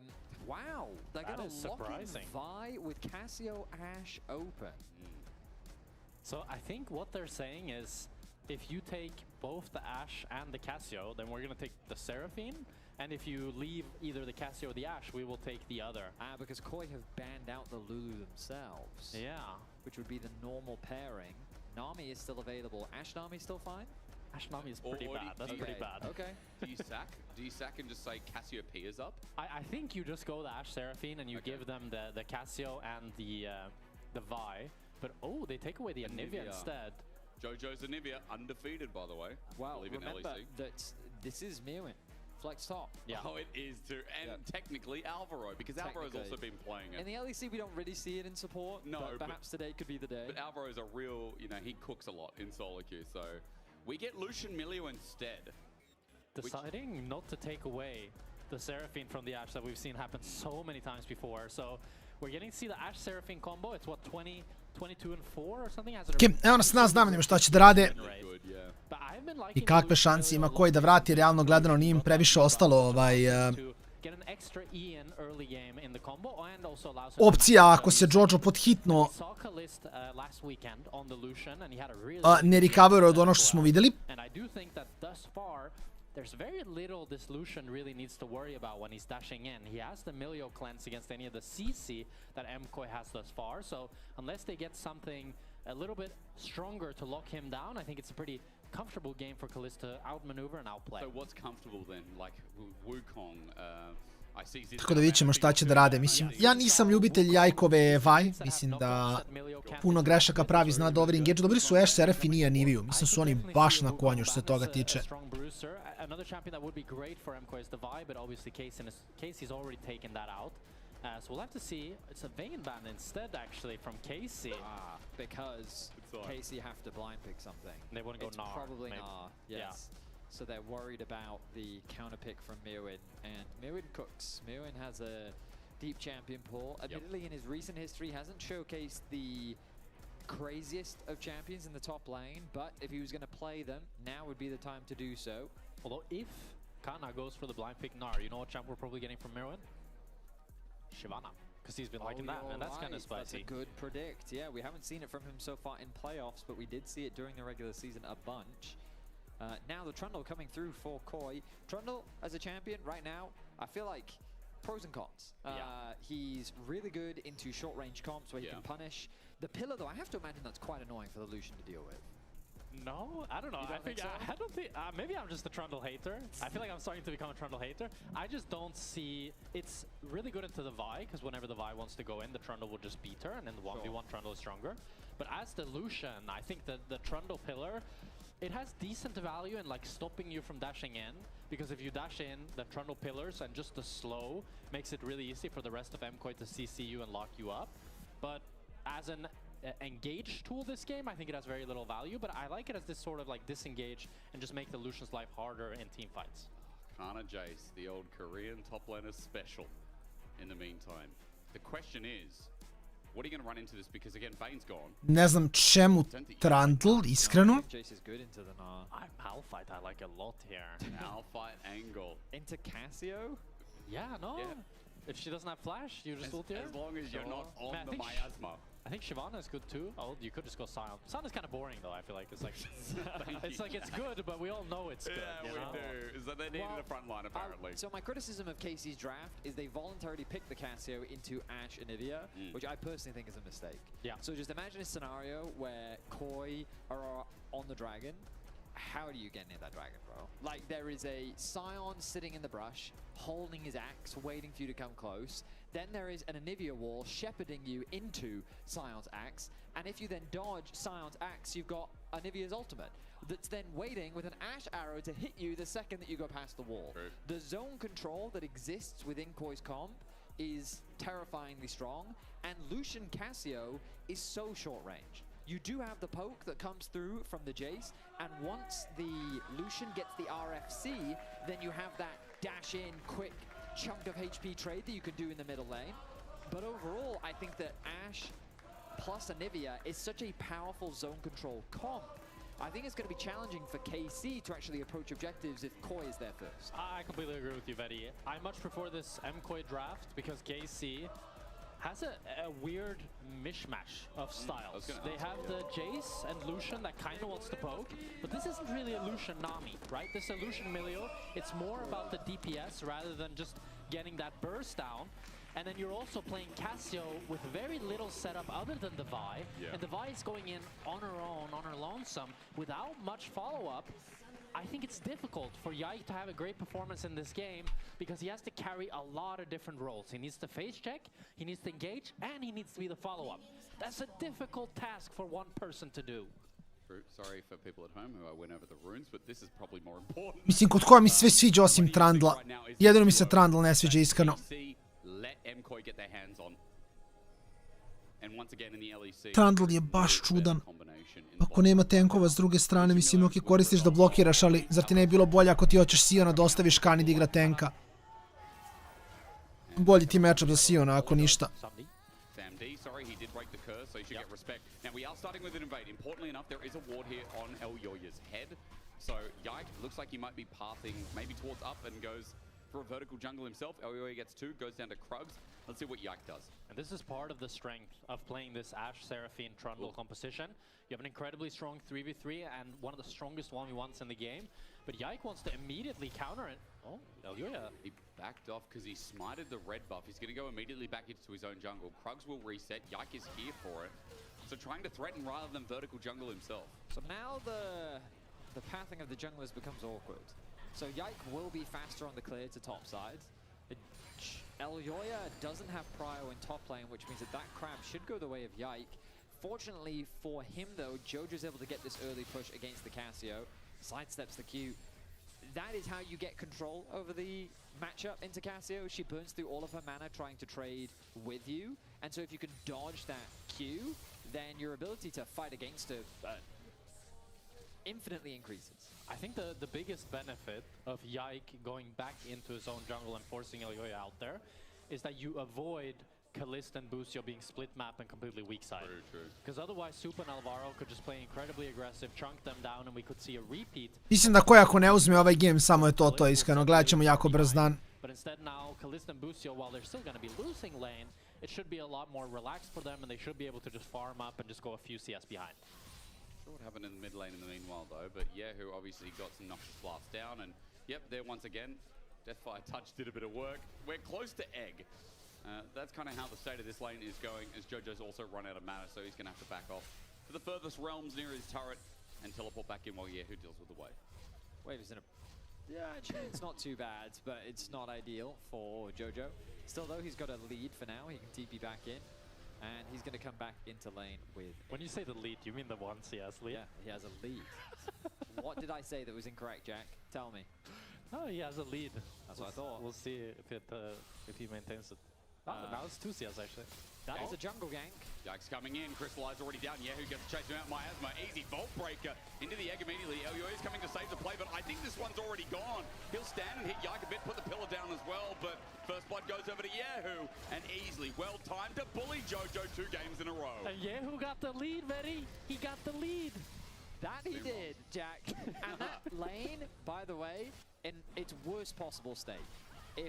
And a double crab for Yike as well. I mean, this early game is simply fantastic for KC. But Elyoya's timing is good. Kalist is fully committed here. Super gets low, though. What can Elyoya do? On to Busio. Pillars up in the air, but Yike's coming in once again. The fireball kick on Elyoya. Super gets out, but here's Yike. Gets a flash out of the enemy jungler. Rooted up. It's good onto Kalist, but he won't die either. All 3 members walk away. A lot of summoners were burned. But it's MKOI that burned the majority of the summoners. Elyoya had to flash, Super had to flash, and Alvaro used that heal as well. Well, it was only Busio who had to burn his own. So now, as Yike gets that level 6, it's going to be really, really scary for Super to walk up, or Elyoya to try to face check. Looks like early game for KC really couldn't be going better.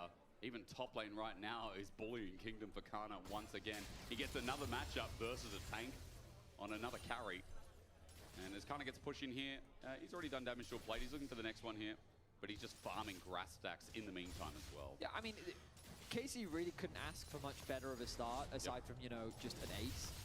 It's one of those situations where your jungler gets both crabs, you get a kill into mid lane, you burn all of bot summoners, you've just set up so many great opportunities.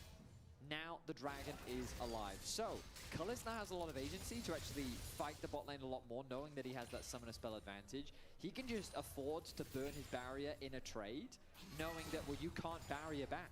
Ali, znaš šta je fora? Casio je generalno dobro u Aniviju. Mislim da opet coaching staff KC-a prošao dosta bolje. Ili se bar meni čini. Ja bi rado igrao Casio u Aniviju, uvek. Really not what you wanted as the MKOI bot lane. You wanted to be the one punishing them in the early game. While the Seraphine does scale up really nicely, a big strength of this Ashe Seraphine is how obnoxious it is to deal with this in the early laning phase. But as you can see, like, Kalist is just landing every single Q, able to poke down both Alvaro and Supa. And even though Yike was on the top side, as you said, Vedi, I think he can just path up to Drake now and they can do it for free. Find out. I mean, I do feel like, again, the fact that Kalist and Busio have so much freedom in this lane does come down to Yike. Yike, 2 games in a row now, has had pretty decent jungle performances as well. And let's not forget, versus Elyoya, this is a hard task considering that Elyoya's really had this rise up in playoffs as well, especially up against G2. Felt like we're getting some of the old Capitan of Spain. It sounds so much worse when I don't say it in Spanish. Well, we say that, but like we have to remember that in the early game in Game 1, he committed both ults into trying to gank the bot lane Ezreal that just fell short. That is true. And we kind of expected there more to be more pressure thrown towards mid lane, especially with Yehu not having flash. So I will say that Elyoya, he didn't have a great Game 1. Not that it was necessarily a bad Game 1, but the early game impact that I was kind of expecting him to have wasn't really there, in contrast to Yike Skana that pulled off 2 successful ganks in the early game and had massive impact in the team fights. At least in this game, Elyoya has been more around the map. My point being is now he's here. Looking at this jungle head-to-head. Vault Breaker, it's a flash onto Elyoya. Okay, Yike. This is waiting. Use now the pillar. Flash over by Yehu with the miasma down. Elyoya getting seared out. Petrifying. On je živ. Baš šta je video heal? Oh, baš. KC warm and cuzzy inside. It looks great again as they go back to Dragon. And KCR4 while MKOI is 3. Super stayed on the bot wave. Milio healuje jako. He didn't move up, so they didn't have the numbers to actually fight back up against KC, and that led to Elyoya's demise, combined with the fact that he didn't have the flash from the previous fight. Ću morati brvo samo 1 sekund da odem do kuhinje, uzim nešto pojedem na brzaka, to je da donesem da pojedem da gledam, tako da brvo sam bukvalno 30 sekundi. And that's the first Drake now for KC. Confidence is the word that I love there. As a flash comes through from Yike, the wall already used from Jojo, he has to take the long way around. But then the arrival of Busio completely changes the dynamic. The extra bit of healing, no Ashe present in the fight. KC simply take advantage of the fact that, hey, you're not allowed to be here, Elyoya. Let me prove why. And they successfully find a punish. 2 kills now for KC, first Dragon of the game, and a 1.7k gold lead. And it's an incredibly worrying trend for MKOI because you picked this Trundle, you picked this Ashe Seraphine to win in the early game.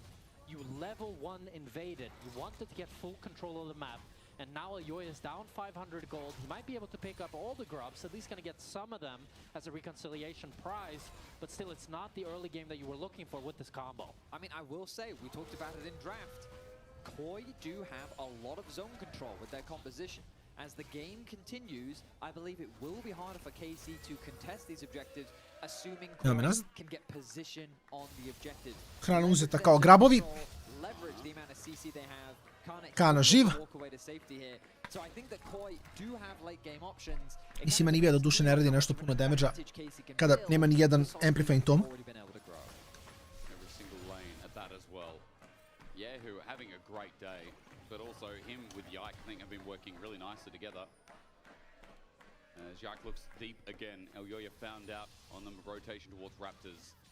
Who there to respond because he's always had this mid push, sitting at about a 10 CS lead, a little bit under. But who moves with him, and Yike feels safe knowing that his mid laner can pounce at any time.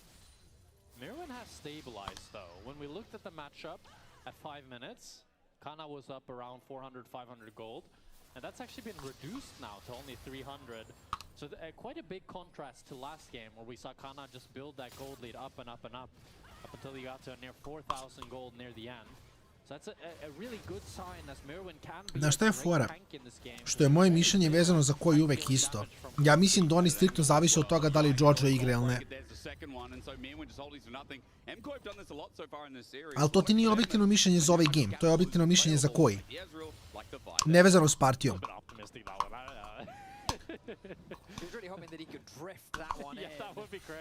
Ja obožavam Jojo, mislim da je jako fan igrač.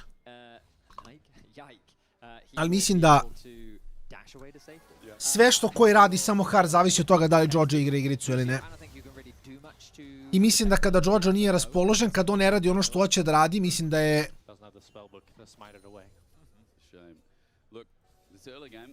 jako teško za njih da urade bilo šta.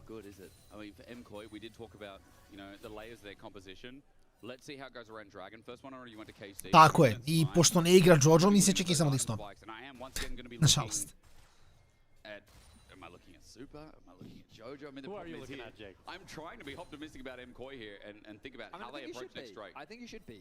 Ultimately, I think that we have an interesting situation. Da se razumemo, meni se to ne sviđa, navijam za Jojo, a Jojo je, ja mislim, jedan od najgotivnijih ličnosti koji se joinovo u LEC-u skorije vreme. Ali Jojo je ili 30-0 ili 0-30, znači on nema između. Which is mainly that they are a relatively short-range composition. I do think, I've mentioned a lot how it's pretty bad for MKOI to lose the early game when they're playing this Ashe Seraphine Trundle. And while it is true that when you're looking, especially this Trundle, and you do want to win the early game, that doesn't mean I think that you're getting outscaled. This Ashe Seraphine is still going to have incredibly high value as the game progresses, just due to how much healing and shielding the Seraphine does and how much DPS the Ashe can do. Might have a fight brewing here. Let's see. Vault Breaker was just used. Yike may be caught on out. 3 members going to turn into 4. Yike flashes away. Blast Cone there as Miasma zones up from Yahoo, but they do get Yike's Summoner, and they get a bit of Prio top. But remember, it is Dragon where it's at here. So we'll see if the flashless Yike is worth it in the end. Yeah, I mean, MKOI, they get the flash, and now they're just going to push out top and presumably base to open up towards that Dragon and then play for it. They could also just choose to stay topside here and drop the Dragon completely.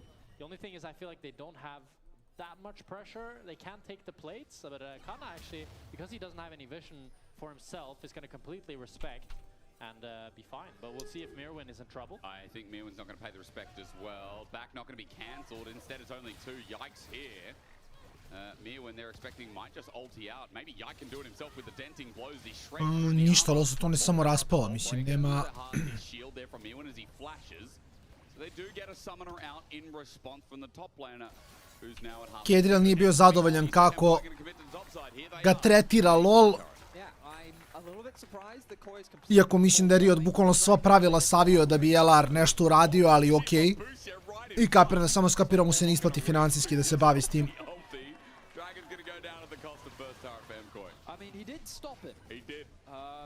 We'll see if that's the extent of the players. They do threaten a dive, but I do not think that there is a dive here onto this Scion. This is the power of the Scion that MKOI are using really well here. You see how large of a contrast it is. Scion can just stay both, even when there's 3 people and not have to worry at all. But now Jojo finding Breaker in vision, decimating smash, cease and desist, a buffer, and Arrow's going to miss as it comes down, but Yike only just gets out. Here's the encore though. Cozy can't find saves out. Jojo flashes into melee range. Petrifying Gaze saves the play from Yehu. MKOI had a bit of follow-up there, and Yehu stares him in the face and says no. Subjugate, flash from Elgoya. Kaliss gets out though, and Yehu's still here. Now the Cassiopeia, free range, flashing in, getting those noxious blasts, and a twin fang. Elgoya first to go into the Eggers. Jojo went in too close again. A horrible day for the Canadian mid laner. Yep, vraćamo se nažalost na isto. They went too deep. They didn't have the CC to actually chase them down, and you see the desperation. I to je ono što vam kažem, jednostavno ne znam, Jojo, koliko god ja njega volim kao igrača, mislim ja generalno volim igrača koji flameuju, ne znam da li ste vidjeli svi plavi što je bilo Jojo, što je dobio fine od Riota, rekao je da će voditi ljubav sa KC-em i Riot ga fajnovo, fazom 20, u stvari ne znam koga je fajnovo, ja sam brojku na netu, ali sam zaboravio iskreno.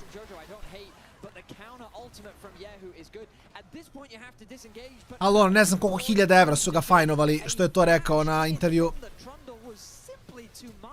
Što iskreno mislim da je greška od Riota. Mislim, ok, ja se ne pitam, sve to stoji, ali vrate mili, realno to ti daje gledanost, brate.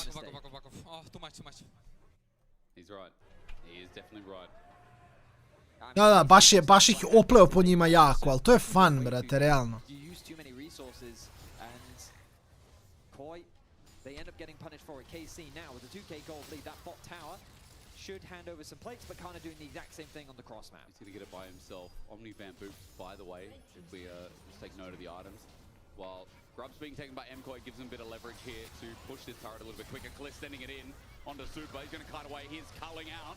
Super takes the front of it, gets healed up. And da, ali oni su ga, mislim, kao ono, kaznili su i koji kaznili su njega nekoliko 1000 evra, ali 2000 evra, je. Brate, mislim, ne znam, meni je to glupo, iskreno. Kao, razumem, brate, da ne žele psovanje na programu i sve to, a brate, mili, mislim, kao, niko iz KC-a se nije uvredio, a realno je dobar trash talk. Mislim, što to yes.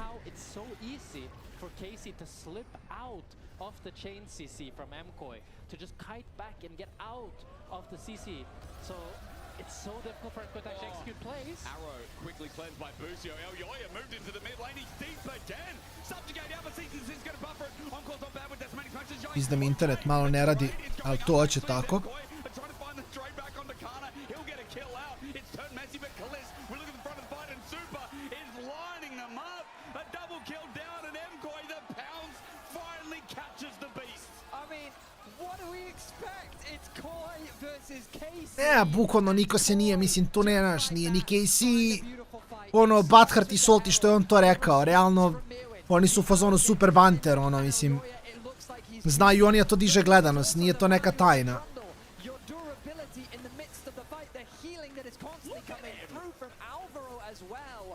Enough to keep him alive. The chase down onto Kaliss. Oh, and Super now in trouble as well. Noxious Blast connect, Twin Fang and Petrifying Gaze. A death sentence from Medusa. Yehu now in the thick of it though. Elgoya is coming in onto Jojo. The pillar saves his life. Yehu is still a demon despite MKOI finding the last fight. Okay, Super got picked off. I don't know exactly how. Maybe he went for the red buff and then he got picked off. He had a lot of gold in his pockets after that fight. So you can see he bought quite a few items there. And I guess I'm wrong. I thought the Trundle wouldn't have much value, but with all the healing and shielding from the Seraphine, you can buy so much time to give them so much more durability. And I think this fight perfectly displays how both team comps want to fight. KC, they just want to kite back and try to maneuver around the zone control and don't give a straight up fight for MKOI, because if Ashe can just auto attack, if Nivea can just freeze you and run you down, and Seraphine healing and shielding, they have all the cards to actually win in these team fights. As Super I was recalling on a ward. He had no idea. This is a classic. I mean, this is not even his bad. Like, I understand. You know, you like the sus behavior as well. He's trying to pretend he's walking upriver. Choose another bush just in case. And then it is an execution. Jojo also was in a bit of trouble without a Trundle Pillar to save his life. Yeah, who's up? 1,300 gold. So is Kana. Solo lanes of KC again versus bot lane again of MKOI. Yeah, so game state-wise, what does this actually mean? Well, Koi got a nice injection of gold, and so their carries are in a much better position. Now when it comes to contesting... Pa to, mislim, stvara rivalstvo, zabavnije za gledanje, kao nemaš jedan razlog da budeš protiv toga kao Riot. Okej, kao, mislim, nije lepo se psuje, ali vrate, mijeli competitive e-sport je ono, ne znam šta očekuju, brate, mora bude malo pec, brate. But the question becomes, can they close the gap against this Koi comp? Because they have a real risk with the amount of utility that Koi have of fumbling the execution of those shots. Close call here. Busio just narrowly avoids it. Up, Kalist down. So Arrow's down for a little bit. I love what you're saying, Yeti. Something else that I think is interesting to point out is the fact that Busio decided to go for the Mikhails, which is completely reasonable, right? He's playing against Ashe, Seraphine, and Nivea. There's so much CC. But what this means is that Alvaro was able to just go... Znači Jojo konačno dobiti malo damage-a, tako da... Such a stronger actual fighting combat item, giving him so much more healing and shielding than Busio can actually provide in these team fights. So if Alvaro can play slower fights where the Ashe can auto-attack and everything kind of goes how MKOI wants it, I think that's where you really see the Seraphine and the Ashe shine truly. It is pretty difficult for Super to land an ult. That is true. And even if he does, it's either going to get melee ulted or Mikhail. It is. So, yeah, but hey, he's going to have to use it at some point. Damage. And there's that poke now coming through from Kana. A Yike Vault Breaker. Is he going to do it? That turret, minimal HP, going to go down.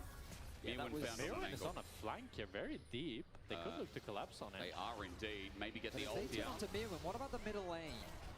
Let's see. Pillars out onto Kalist, but he's fine. The arrow's going to hit Busio. He holds on for a little bit. He's still got his heal, but he's stunned up. Doesn't get the move. The layering of CC from MKOI shown once again. Vraćamo ga. Što znači čak nije da navijam za koju, kinda navijam za koju, stvari, nema veze. Pa da što znači ne gotivim koji koliko gotivim Jojoa samo, brate, navijam za Jojoa. Kad malo bolje razmislim.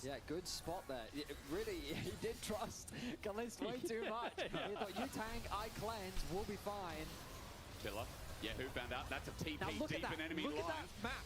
The zone control that comes as a pillar, a wall, and a Nivea ultimate. You get zoned off that space. You have to concede this area of the map. And this is the strength of Koi's comp that we were talking about earlier. Conceding the mid game, it was about how much could KC accelerate it, but that one fight in mid slowed things down. And now Koi is really coming online with that comp. But it's funny that you say the strength, because I feel like that looks like a weakness. Like, that looks like Yehu was caught and you would at least get his flash. And Mirwin even TP'd thinking it was going to be a checking. Wait. Cozy can't fire down. Super thinking about what he can do over the wall. There's Mirwin to zone out as well. Roar of the Slayer slowed down. Cozy can't fire. Gets him out of dodge. Yet the barrier flash. Meanwhile, there's a Vault Breaker and a dead Elyoya. They were looking for a pick on Kana as the turret went down. But Kana had his jungler by his side.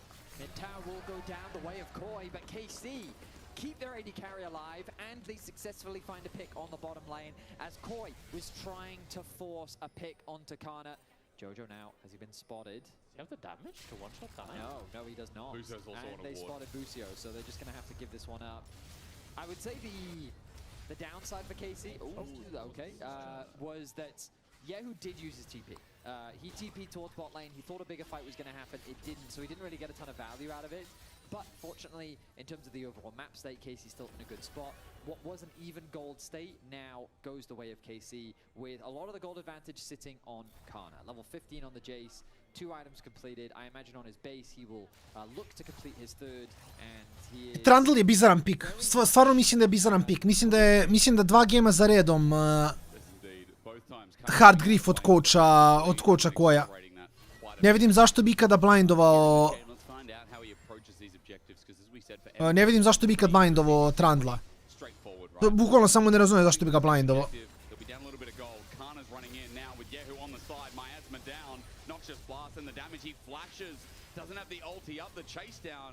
Is unrelenting from this Cassiopeia, but they just got to summon it from the top laner. They get bot pressure here on KC as well, and it doesn't. Kao su se plašili Kaninog Siona, ok, ali ti imaš pikove koje rade u to. No actual counterplay here. No cross map. Yeah, that. Traffic cone. Kalist needs to be wary and give up the mid prio, but he will do so willingly. It is the Ocean Dragon spawning in 10 seconds, and MKOI have full control of the area. We'll have to see how KC enter. Yike is quite far away. Mirwan actually hasn't based yet. He's at about 50% HP. Khan has kept the pressure up. He wants to have enough gold to complete that item. But in doing so, can he get back in time? He has the TP and here it goes. I mean, this could be dangerous. Mirwan, as you said, at half HP with his ulti, it has to be a big one. Dragon's going to be taken down by MKOI. Okay, no contest, but now getting out Miasma down. Lay it down. Culling as well. Interrupted by the pillar. MKOI group up as 5, but now Yehu gets flashed on. He's a target. Petrify goes only onto 1. Meanwhile, Yike comes in to save the day. Cliff running into a Scion. Mirwan gets a stun up. The Encore's big as well. MKOI will not disband. They're staying as a group, but Elyoya didn't get the mission objective. A 1-for-1 so far as Yehu runs at them. So does the Jace damage as well. KC is starting to win the fight. MKOI had one job. Stay group. Pick a target. But KC disrupted them.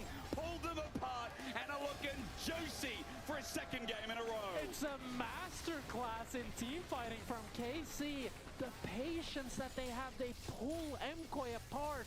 And once they see a weakness, they pounce. They take down Elyoya, and just after that, Yike knows he can go in. They can take down Supa, and with that, KC are gonna take the Baron Nashor. Excellent patience from what felt like a very difficult fight. Yehu is on the flank and he's getting collapsed on. The Scion is tanking up so much of the damage, but the flash onto Yehu, his ulti then gets sidestepped. It's looking dire, but the key moment is here. As Kalist is able to flash away to safety, Elyoya gets isolated. That is the go signal for Yike, and now there's no one to protect the Ashe. Yike then ultis onto him. I mean, really good target focus from Yike. The Q onto Elyoya, the ulti onto Super. With them gone, it just becomes a matter of cleanup. Because the difference today that we've seen is that KC in the 5v5s are just outclassing MKOI so far. You know, we come out of the early game, we see conditions, we see, you know, the bounce back that we saw on bot side 5-10 minutes ago. But now we sit in a 4K gold lead in Baron. We sit after a KC destructive fight that puts their solo lanes even further ahead. Yet again, Kana is almost 4,000 gold up. Yet again, Yehu is doing a lot better than Jojo today and showing up as the better mid. Yeah, I think Yehu and Yike are just having great series. They are too, they're having really good target focus, good impact in the team fights. And you're just kind of relying on Kalist and Kana to do their job, which is exactly what they have been doing. And that is do damage. They've been very good at doing exactly that. Now with the Baron, KC will begin their siege. The good news for Koi is they deny Soul Point, and with Anivia, they have a lot of wave clear available to them. There is the split push threat of Kana always present, but right now he's sitting in the mid lane. They're creating a 4-1 setup. But again, the Anivia wave clear is proving a thorn in the side of KC. I want to say for MKOI, if Super can get uptime, I see 3 items. I see an Infinity Edge.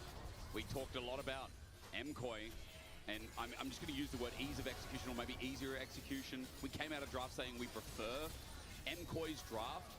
I think KC are just maneuvering really well around the MKOI draft. They're not going, like you see that Drake fight.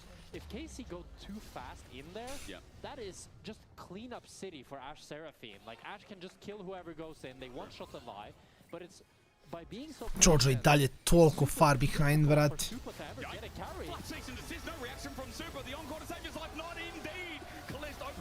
Baš ne igra igricu, vrat. Baš ne igra igricu.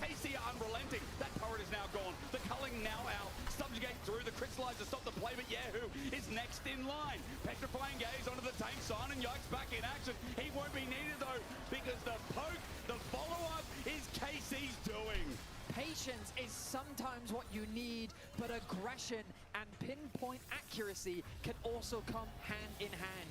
Great engage from Yike, recognizing that Super just wouldn't be able to react in time. Flash, ulti, lockdown onto Super. Kalist was there to deal the damage. KC find themselves a kill. They find the bot tower, and they are accelerating game 2 their way. Baron's gonna give it away. Baron's gonna give it away, though. Ne znam, kažem, krivo mi je, ali ne znam. Možda ne izintaju u draftu sljedeći put, pa možda i bude normalno. Jer i ovaj game i prošli game su samo hard grifali. Jojo 2 gema za redom ne može da igra. Prvi game više što su ostavili Orianu otvorom, drugi game što su mu dali... Ne znam, što su blindovali Trundla i uzeli su Aniviju i napravili su... Ja ne razumem šta, stvarno. Sve dok ja mogu da draftujem, plavi može kad doći. Sve dok ja mogu da draftujem. Jer blindovanje Trundla mislim ne gre u trenutnoj meti. Šta se plašiš Siona, uzmi V na topu, mislim kao nije... Nije ko da nemaš stvari koje rade u Siona. Having a great game. We need to question how does the poke fit into this mismatch of a I mean, if you're 4,000 gold ahead, suddenly you are the poke up, you know, like... you feel like... Razumem da se plaše, brate, Kane, ali kao, ja bi se više plašio Kane da igra carry pick, a ne da igra... Jojo at an angle, wondering, where's this Cassiopeia? Put the Glacial Storm down, Flash Frost, Yike is found out, cease and desist again. Yehu comes in from the back, whittling away Jojo. Yes, they get Yike though, as Yehu has to flash into the egg, slows things down, but the jungler is dead. A breath of fresh air as Elyoya gets spaced out by Kalist, but Dragon now a possibility is Casey. A možda igraš to ću Siona, mislim da to kažem, Sion nije free win pick, mislim. Možeš igraš Varusa, možeš igraš Vayne, možeš igraš Gwen, možeš igraš... Baš mi je bizarno da... Ono, da si sebi junglera ubio da protivnik ne bi uzeo nešto.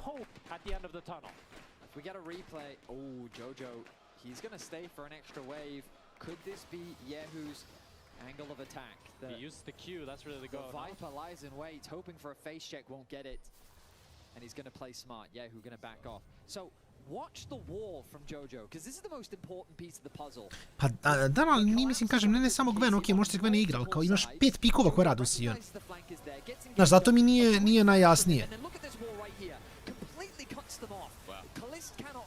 They're completely isolated from the rest of the team, and I don't think that the engage is bad, but again, that CC really came to fruition, and zone control of KOI's comp, where when you play in that choke point, they actually have a lot of tools available to them. It's exactly what MKOI needs. If they can kite back the initial engage from KC, and then regroup with the Seraphine and Ashe, they have so much damage on these carries that they can easily win any sort of team fight.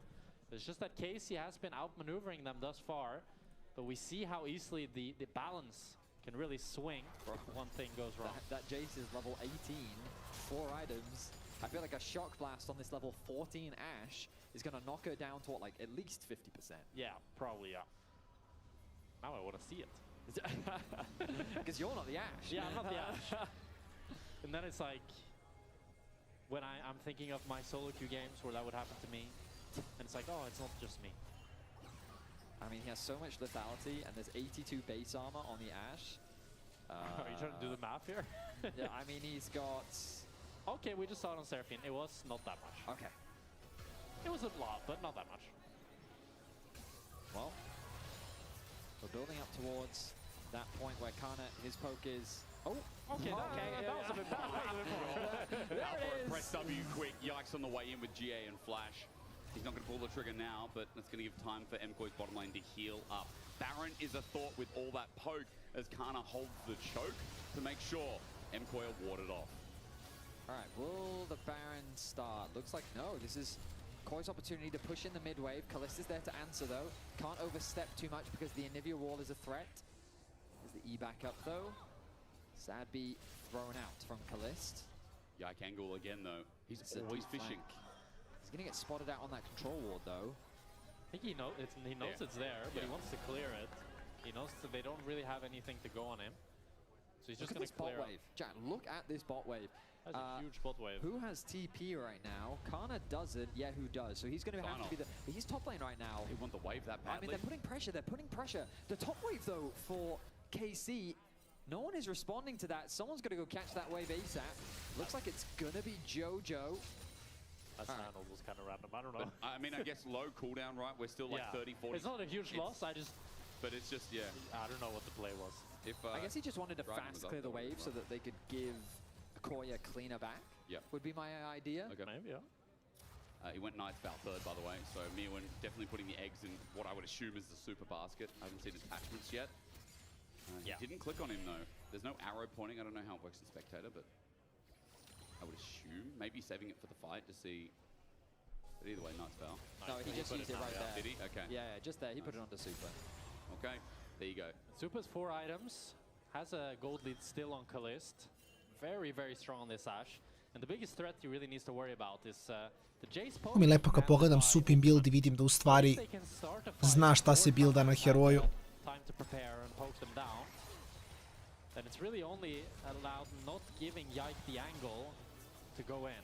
Because if you're positioned well as the Ashe, and Yike goes too deep, we've seen what happened before. Jojo can just wall off the follow-up, and then they can one-shot Yike and kite them out. Well, Baron still sits 45 seconds to the Drake. Soul point here for MKOI. Casey need to interrupt. All on the line in this best of 5. Momentum here for Casey would be everything. Being 2-0 up against MKOI. They'd be one step closer to their first MSI. Infinity Edge on Kalist. That's a big spike for him. He's going to be doing not as much damage as Super in the DPS department, but certainly in the burst. Kalist can now compete. We'll have to see. It's going to come down to the team fights, as this series has thus far. And we've seen Casey with great team fighting. But the ease of execution, I do still think, lies with MKOI, as long as they're the ones in control. And they have control of the dragon. It's spawning in 5 seconds. The in. Kana's joining. I'm wondering if he got his last just item. Melt it. I think they genuinely just try to melt it. Super gets hit hard. No last item there from Kana, but it's enough damage. They're melting it, as you said. Ocean Soul on the line. 4, 3, 2. Yike flashes in. Cease and desist nearby. And then petrifying gaze. Dragon goes down to the trundle, but for MKOI, they've been routed from all sides. Yet who is untouched and gets a free fire, the Fang after Fang. Meanwhile, Kana took down a petty Seraphine with 3 in the dirt. Casey again, team fighting masterclass. The cost of rushing the dragon meant that you had no room to set up. The focus was tunneled on securing the soul, and Casey had the perfect setup. Yehu on the flank, the target focus from Yike was excellent once again, and now Casey had the nexus in their eyes. They need to stay alive. Miwan's going to flash away. Kalist will step up to the plate, but inhibitor at bare minimum going down. 15 seconds for Super. Can Casey end? Miasma down. Yike has Miwan in the ground. That was Ma kakvi, imaju soul, ali džabe. Baš im je unplayable, iskreno, baš im je unplayable.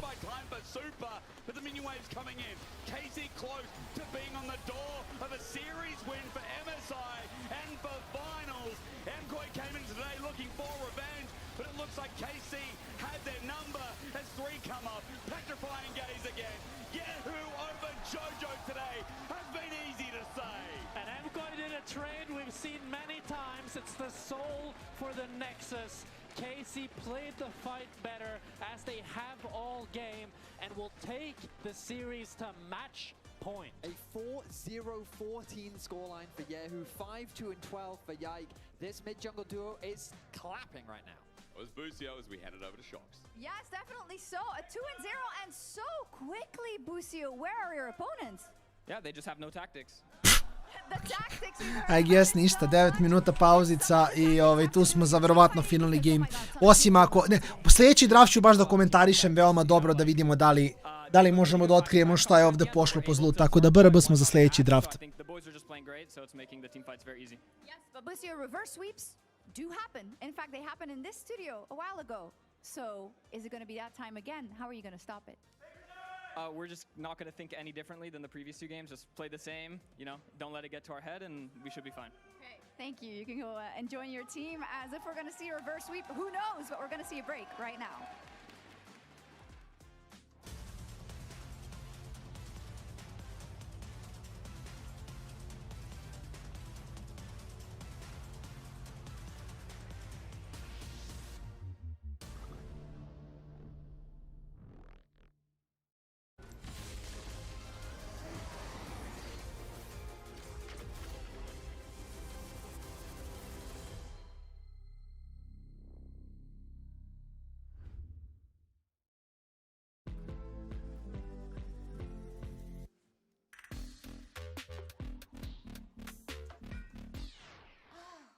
What's wrong with me today? I think you should have a break.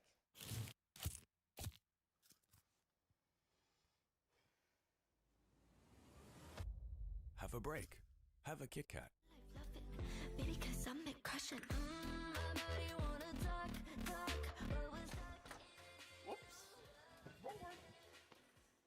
The whole room was howling. Howling? Oh, that's not howling, buddy. That's... Did you steal the LEC trophy?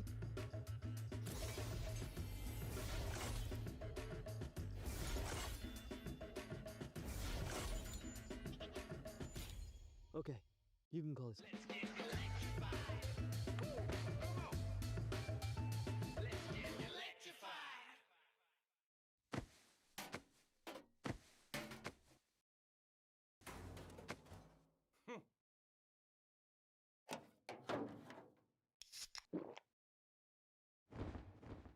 Red Bull gives you wings. Want to find your fastest server every time?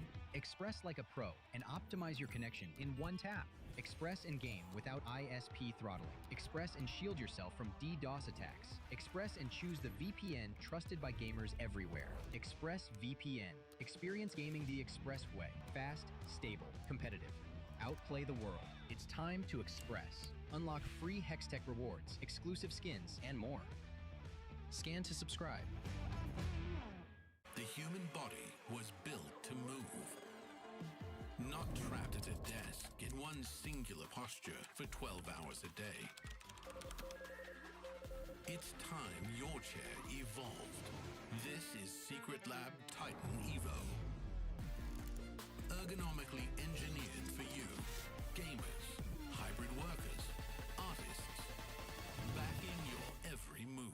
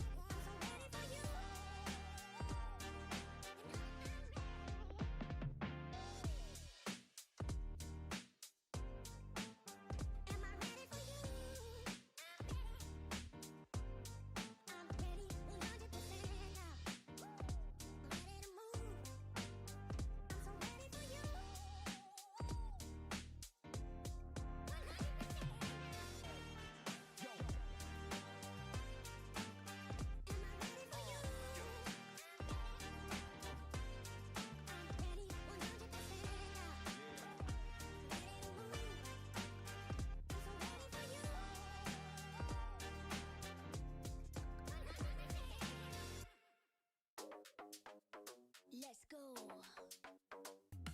Confident like you never deceive. Big ego, bigger brain, it's really obscene. So we only wear designer cause we always look clean. And for that money, everybody a fiend. And the bling like a chandelier hung on my chest. And I get it for free cause I'm simply the best. See deposits every hour, not breaking a sweat. About to lunch with my girls, grant at every request. Thank you.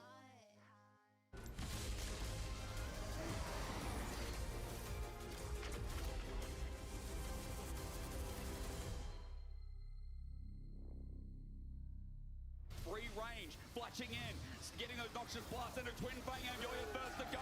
Into the Eggers, Jojo went in too close again. I'm Lucian. Yeah. Case first. W2. Cash, no flash, I got Emilio. Chase down onto Kalist. Oh, and Super now in trouble as well. Noxious Blast connect, Twin Fang and petrifying Gate. 6k. Can you look now, guy? Yeah, I'm looking Ash. I'm looking Ash. It's dead. Nice. Don't push any better. Yes. I saw both. Nice. Go back. Come here, Super. But come here. 2 seconds. No flash. No. Yes, and then. Okay, I ult him. Kill him. Kill. Kill him all. One more. So much excitement on the side of Yehu, and for a good reason. They are 2-0 here against MKOI in our qualifying match for MSI and for the grand finals. And now, I want to quote a grandman and what he said ahead of this game. Finn, come on. There is no way MKOI lose this game. Don't touch me. Say it out loud but for everyone. But they should have won this game. Then what happened? I don't know what happened to MKOI. Where was the MKOI last week? They just pushed G2 to 5 games. They were dominating the team fights. Current MKOI, they're not doing anything. Georgian is an egg so much, getting fried, getting boiled, getting steamed. I think the only thing he's not getting after this game is poached. Okay. Because he's just absolutely like dying to every game. Okay, Finn, I have one for you. Production, give me the wonderful replay. The replay that sets the tone for this lovely game we just have seen. And I want Finn to tell me, Finn, okay, pause right now, please. Okay. Finn. Freeze frame, how do we end up Where here? No, it's not even that, but where is your coordination? Where is that setup that you were talking about, Elioya, that he's setting this fight up so well and that everything is so fine? Because if we play this replay out right now, the only thing I see, you're just getting corralled like sheep. What's happening? What is the coordination? So weird. They're doing the dragon, and Casio is walking all the way around them. But instead of running away from the Casio, they do not know that if you run into Casio, you get stunned. Where's your front They could have line? just turned left and go into the other side. Casio is flanking. They couldn't do anything. This was just a KC masterclass. You're just getting dragged around, and you looked at that team fight, and now Oli, show me what's on the line. What's on the line? Going on with Look my at this team? ticket going away from you, Finn. Your team, this ticket to MSI is just going away, and you're just seeing it live in 4K. You're so happy right now, Madonna. Yeah. It's pissing me off. Yeah. Sometimes you have to take L's, Finn. It's all right. It happens. Today is MKOI. Yeah. At that time was KC. That's just how it goes. And they're making really uncharacteristic mistakes. I remember when we were in Madrid, something we said is, regardless of the inconsistencies, you can always count on MKOI and especially on Elioya to rally the rest of the team. But I feel like he hasn't been on the same page as the rest of his team today and has a hard time finding a space and his place actually in all these team fights. I mean, none of the plays they're making are working. And Yeah. I'm not going to be the one to criticize the draft because I think the draft this game was actually good. Okay, now we have this replay in front of us. I just need to question one thing here. I want you to look at Elioya. I need to understand his thought process here a little bit because before this, Mirwin did a great play. They were sending a lot of people to attack Mirwin and it constantly was deflecting the attempts. But here Elioya just flashes in on Trundle. Like, it's not a Vi, it's not a Shinsha, it's not a Pantheon. You don't actually have any hard CC. And now all of MKOI just falters. And I think this comes down to MKOI needs to go back to the basics. When I think about MKOI, I think about Alvaro on Engage, Mirwin on funny champions, Elioya on something that could, together with Jojo, can control the game. Right now, Jojopyun and Mirwin are losing their lanes really hard. The only shining light right now is that bot lane in Super and Alvaro, but Alvaro is not an Engage, you can't really facilitate that. And Elioya, when Jojopyun is looking a little bit behind, feels a little bit lost. It seems like they're so used to playing when Jojopyun is ahead that suddenly when he's behind, they just don't know how to progress the game forward anymore. You talk about Mirwin on funny champions. I'm just wondering if it's going to be enough because we have to find a way to contain that beast of Kana on top lane. Listen, it's been a really long time since I've seen a top laner be 5k gold up, and I think it goes back to what Finn was saying. We need Alvaro on Engage for Mirwin to have a little bit more space to take over the game. You know what? When things don't work in the Rift, maybe the sixth man of the team can help. Last Carapace, they have been loud, they have been cheering for the team. Shocks, what do we have on the side of the fans here? Oh, I have some Carpas with me for sure. Yes, always there. First question has to be, ¿Qué pasa? What's going on? What's going wrong? What's going on? We need Alvaro here to take some Engage, to take the lead and reverse sweep. Yeah, do you agree with Finn's point? Engage for Alvaro. He's the one who's going to be the key to this entire series. I do, definitely. Yes, I know it's also your birthday, so feliz cumpleaños, Victor. Now, The bad news is you're down 0-2. The good news is that team knows a lot about reverse sweeps. Okay, so give me some hype. Give me, for the Las Carpas here, for everybody at home, how they're gonna do it. Give me some words about how the fans still have faith in the boys on stage. We do have faith. We do not have voice, but this is my birthday, so they're gonna give me the second LEC. So you just have to do it. Come on, Alvaro, you can. You can. All right, let's go. Vamos. Alvaro, he can do it.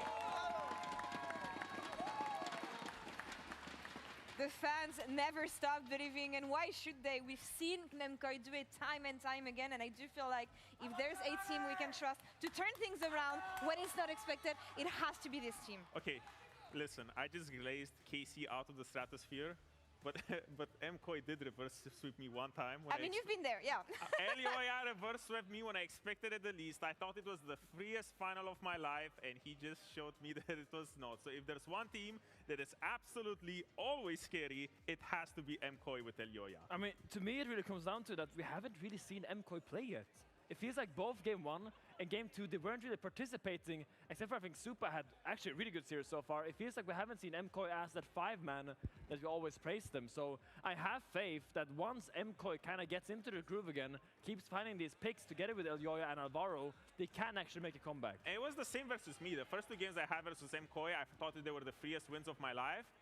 But that's the problem. When you go into Game 3 on the side of KC, you really need to be careful that you don't relax too much. Sure, you had 2 games in a row where your top side was completely destroying MKOI's top side, but it doesn't matter. It's a new game and everything can still happen. Now, it's the last opportunity that where MKOI can do it. If you look at the drafts, we know that MKOI is going to have that last pick, this ability to counter pick wherever they can. If the cohesion doesn't come from the tip play, how do you make sure that you have the right tools to execute? I mean, you said it, Finn. I mean, you need Alvaro on a gauge. We saw him on the Karma. We saw him on the Seraphine. I don't like it. I don't like it. I want to see, like, Nautilus is still up and available. Psych, it's banned. But there is still Rel. There's still Syra Khan you can go for. Ok, ajmo da vidimo šta se događa ovdje. Ovaj draft, iskreno me zanima šta će se izdogađa, jer stvarno vidjeli smo sve i svašta. Svaki grif mogući od ekipe koja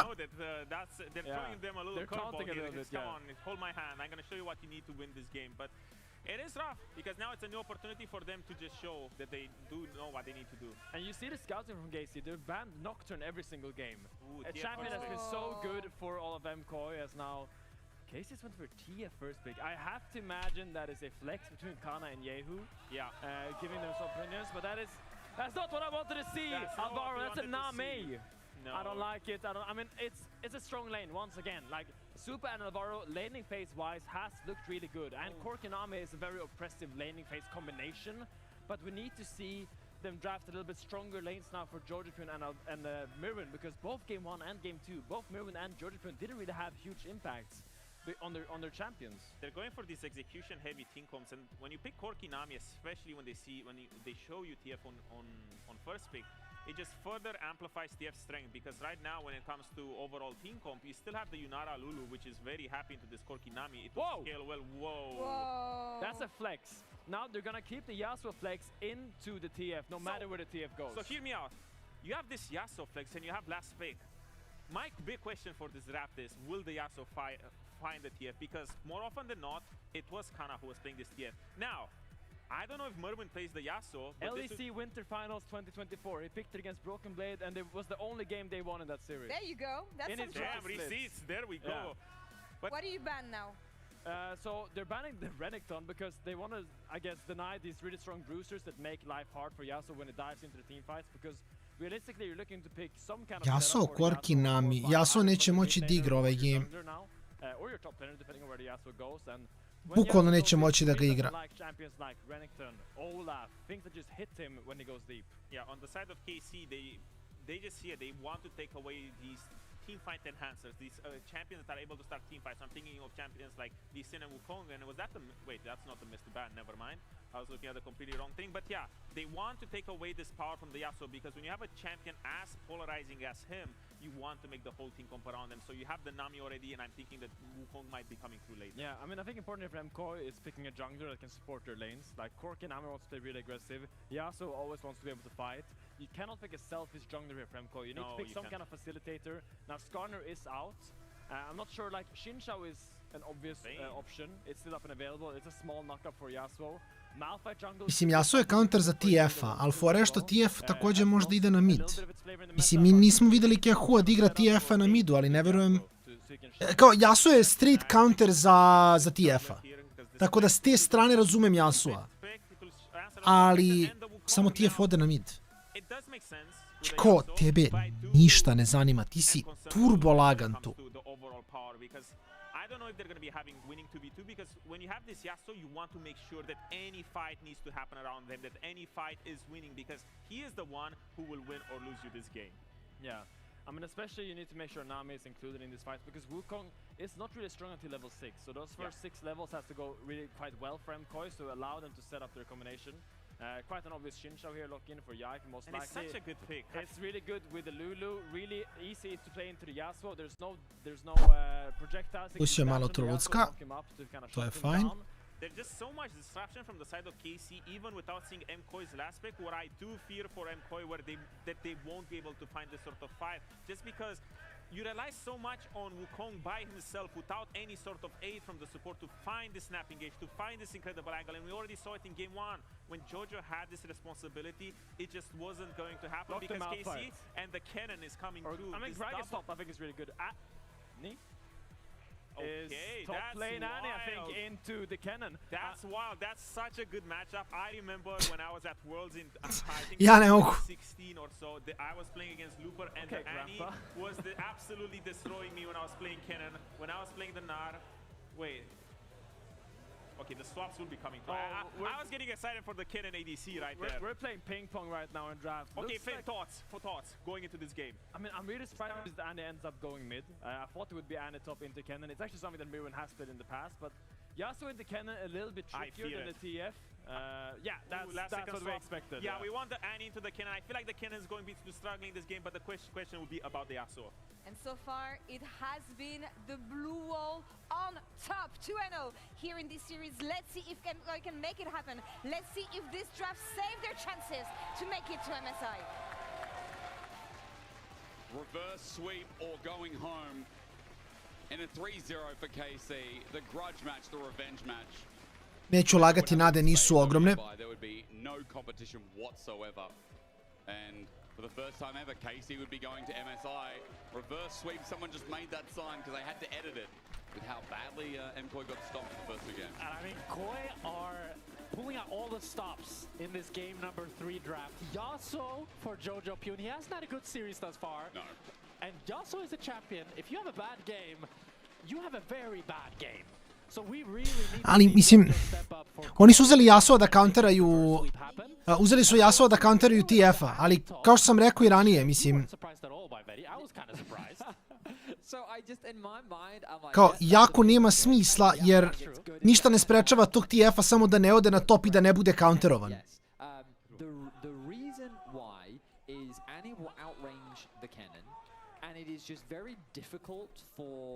The Canon to really get good trades into Annie, and also Ignite. Yeah. So basically, Mirwin, especially once he gets 6, will have real kill threat in this matchup. And so you look at his positioning in the wave right now. He's kind of standing in the midst of the melee minions, knowing that he can threaten the stun should Kana overextend. And this will be the first time in this series, I feel, that Mirwin actually has a matchup where he gets to play the lane. Yeah, and I also think later on in team fights, Ne, ja ne znam šta rade, brate, mislim... Ne znam. Baš mi je bizaran draft. I ti onda forsiraš Yasuo na mid i uzimaš Eniju Canona da bi mogo da lanuješ. Now remember, Mirwin has only played one game ever in his competitive career, otherwise on this Annie top. It was against Kana. It was against Kana's number. Sli izgubio. Was a loss. Mirwin. I think I remember that. Built Rod of Ages, Rylai's last time around. He was completely useless in that game. I mean, yeah, look, we're gonna have but I think in this game he is set up for a lot more success because when he was playing the Annie into the Gnar, it's very clear that eventually once the Gnar gets MR, gets the Merc Threads, that it gets hard for the Annie to ever match him on side. But I don't think you really have that worry at all this game. Like both, like the Canon, if the Canon buys MR, the Canon is useless, right? He needs to continue buying damage to be useful in team fights. So I think Mirwin can have much more pressure in this game and later on as well. Alvaro, first checking here, Kalist cancels his back, gets good trade down, Alvaro in trouble, flashes away, won't be matched by Kalist. They get the summoner out of the Nami, and Alvaro again here on this Enchanter. He's gonna have to burn the summoner early. Yeah, I mean, we've been looking for Alvaro to try to get some of these engaged champions that he's been so good on to try to bring this series back. Because I think it's been something that KOI's been missing, and especially the MKOI bot lane has been good, but they haven't had the impact needed to actually carry MKOI. I mean, again, it feels like anyone you ask, and thanks to RFT.GG, that engage on Alvaro is just the way to find success. And here in this series, it has been Enchanter after Enchanter. And while he has been, I guess, more successful than some in the Enchanter meta, it's where he flourishes on things like the Nautilus, which we saw only last week, that you get the best of Alvaro. Yeah, I mean, I will say that the bot lane has kind of been the shining light of KOI so far in this series. Like, Super's been able to successfully be a threat in every single game. We'll see if he can emulate that performance again here in Game 3. But yeah, I mean, if they bring it back to a Game 4, eventually those engaged supports are going to matter as Super goes for a fight. Kalist still going to take it though. Alvaro just burned his flash, so he can't get caught napping. Kalist at half HP, and Super with an aggressive trade makes Kalist remember the damage. Yeah, I love what you're saying, Betty, because it's not really, when we talk about Alvaro, Ako ništa, bar si Jojo dao it's not about the šansu da igra, I guess. Play these range champs, but Jojo might be in trouble here. Might indeed. Sweeping blade through. Yeah, who comes in, gets the stun with the gold card, knocked in the air. With wind becomes lightning. Gets a little bit of wind himself as Elyoya goes into clone, tries to find an angle, but it's a level 4 Wukong. And outside of the ignite coming through from Jojo and burning his flash, not much else will happen. In. Okay, never mind. Wukong anyway. Gold card and yeah, ambitious, but they do a bit of damage on Yike. Yeah, they test the waters there. Looks like nothing will resolve as a result. Double flashes gone. Ignite used by Jojo. I just realized double ignite. Wow, okay. So the side lanes are going to be challenging for KOI later on. Yeah, true. They will likely be forced to overgroup unless they try and attack the side lanes, which is a strategy we've seen used against TF before. But for now, the first gank from Yike didn't result in a kill, which is a big difference from the first 2 games so far in this series. True, this is an improvement. Jojo still hasn't died as well, so that makes it easier. And he does have a healthy CS lead up against the TF, but TF with the passive still has a slight gold lead for himself. But overall, it's certainly a better early game from MKOI than we've seen. Actually, I guess we saw a good early game, game 1. Early game 1 was a good early game. It's really been about the team fights, which if we were to bring it back to Alvaro, it's about the teamfight presence that he brings on these engaged champs as Jojo is in trouble again. No flash, sweeping blade gonna get Jojo out, but 3 talent strike sends him in the air with a gold card laid and first blood give it over to Yahoo. Just like that, Yike's there to punish. So I feel like this is, it's just such an effective strategy against mid laners. They don't have flash, just gank. Like, what is the Asu gonna do? The thing he has to hold on to his wind wall to be afraid of the stun. Ooh, polymorph. Super in trouble, Valkyrie out. Good trades, once again, from the KC bot lane. Heal from Alvaro for that. So, Yunara Lulu, they are 10 CSL. Yeah. That doesn't look ideal, Jack. No. But it's not the end of the world. But it's also, yeah, it's not ideal. I mean, the thing with Yunara Lulu is in the longer extended all-ins, they're always going to be stronger than the Corki Nami, while Corki Nami really wants to just burst you down. And up until Corki gets some items, he doesn't quite have the damage, just the base damage, to actually win the trades. So I do think as Supa and Alvaro are able to pick up some items, it should get a little bit easier for them. But then on the cross side, you have the level 6 spike, which is quite a bit bigger for Kalist and Busio. And I've always been a bigger fan of the Yunara. I opet kreće game i opet naš dragi Kanadjanin pada behind pre nego što je partija počela. Like, it just doesn't feel like it has any real troughs or any real downtime. It's just always good in the game. Well, I feel like with Corki and Nami, you really need to have the right conditions, get really Turbo nezahvalan matchup, ali opet. So you can get the Trinity Force early or get the Muramana stacked faster. It feels like you need more. I onda vidim Kjahua šta radi, nije mi dobro.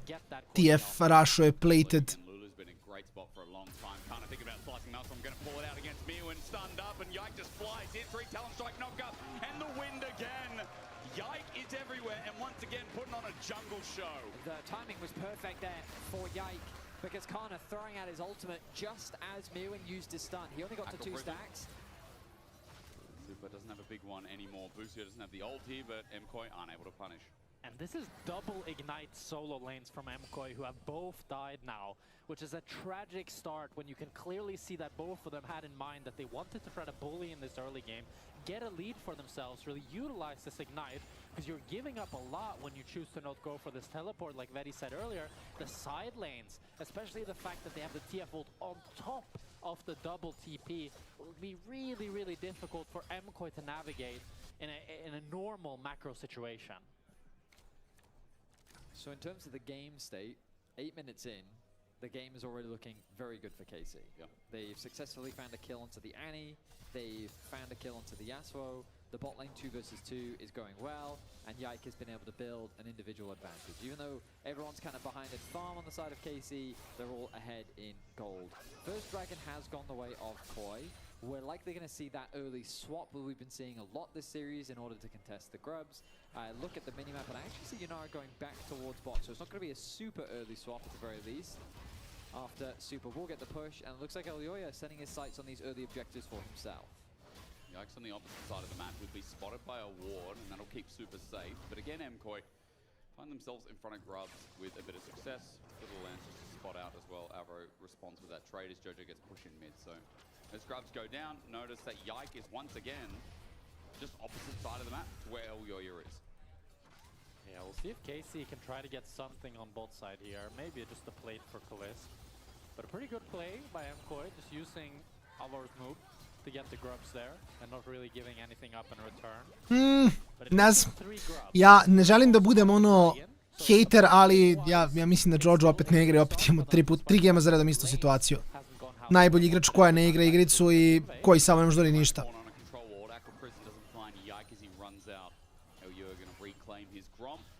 Also pings are going down that Jojo was on the move. So respect given over as KC also back off their bot lane. Mislim, unlucky, ali očigledno je. Znači, očigledno je da moraju da setupuju Jojoa dobro. In this series, it is a qualification for MSI. G2 have already taken 1 spot. But it is between KC and Koi who will take the second. The winner of this series will also move on to face G2 tomorrow in the spring finals, which will be obviously for the spring championship, but also for that first seed spot at MSI, which is dodges the play-ins. Which, if I understand the format correctly, you want to dodge. Yeah, one spot. One team in the world goes through play-ins. Yeah, so it is. It's a big deal. It is a very, very big deal winning spring. So far, KC leads the series 2-0, and Koi looking. I wouldn't say dire straits just yet. They are behind. Yeah. And as you mentioned earlier, the lack of teleports does mean that Koi's side lane ability is going to be trepidatious, to say the least. As okay, a fight over the Raptors. Yikes is level down, doesn't care. When comes lightning, tidal wave flash, and there it is. Last breath coming in from Jojo. Slicing Maelstrom though on everyone. Kana with the shock and awe has changed the fight. He will go down, but yeah, who's there to match? What a slicing Maelstrom from that man! Magically, it was a 2-for-2. What felt like a one-sided fight for KC ends up being an equal trade. Crazy skirmish, huge ultimate from Kana, but MKOI do fight back. And Kana just slightly didn't have the damage to finish off all the targets. MKOI decided to go all in on Yike, but Yike has time to activate the ultimate of his own before he gets CC chain, and the huge slicing Maelstrom, but you see the low HP bars. Kana can't finish Mirwin, he can't finish Elyoya, and it's not until Ye who flashes in that he gets the double kill. They're loving it. They're loving it in this Kika Meadow. Are losing their mind. You saw the moment they realized as well, wait, this isn't a stop. But you know what I've also noticed is usually when Cannon's on the rift, there is an exhaust. There's no exhaust for this Cannon, so Kana gets access to the fight, and the fight can be over. Yeah, actually, I think exhaust for Yasuo is something very common. Okay, Busio walks forward past the bubble. Now trading against Alvaro, which seems like a very even trade, but it's opening up for Yike to steal away this Gromp. Something that we've pretty consistently seen throughout the series is that utilization of pressure in order to put focus on these camps and steal them away from both sides. Yike gonna grab that one. for himself as Elyoya gets back out onto the map with the Trinity Force. In spawn zone. Trinity Force going to be enough. Elyoya is passing through mid. 2v2 is going to begin onto Super. Bit of damage down. Boostio gives shielding, but it's not really enough.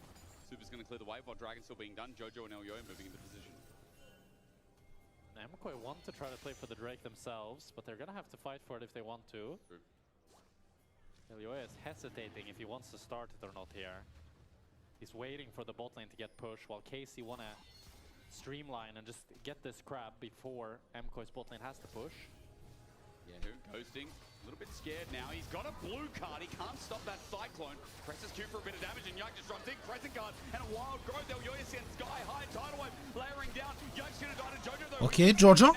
Jojo ima free fight. Ima free fight Jojo. Ok, koji ga vraća ljudi, sve je cool, sve je pod kontrolom.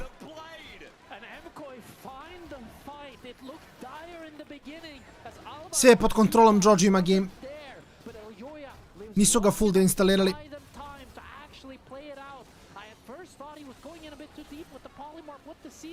But he lives on 200 HP, sets up Jojo for the ultimate, and then Alvaro is there with the healing and the CC, and Super comes in for the cleanup as well. The arrival of Alvaro really was the difference maker. No involvement of Kalist meant that with the numbers, KOI find a much needed fight. The early game was looking dire, but KOI now back. Jojo možda diše. Najbitnija stvar za KOI. Blade of the Ruin King finished for Jojo. It is a huge item spike for the Yasuo, and he's very close to level 11 as well. So now the map will start to open up. Role quest completed. We find ourselves with a very even game state 14 minutes in. And the first time, I think a positive KDA has been there. Super going to have to Valkyrie away. Kalist doing a bit of damage now. I wanted to come back and say that for the first time in the series, we're upping Jojo. The first time here today, the Akali game 1 wasn't the best showing. Zamislimo Auroriano da igra prvi game. Nije njegovo. So broken. Super about to die. Arclight of Ruin flash no. A little bit to the left. Kalist flash over the wall, but it meant the Arclight of Ruin was a touch off. A trade of flashes. Heals used as well, but all summoners gone for the bottom lane of KOI. An individual misplay comes through that Kalist tries to pounce on. Doesn't quite come to fruition.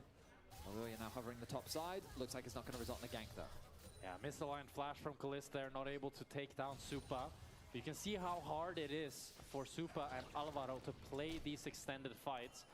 Once Boostio gets that polymorph, they just completely lose the 2v2.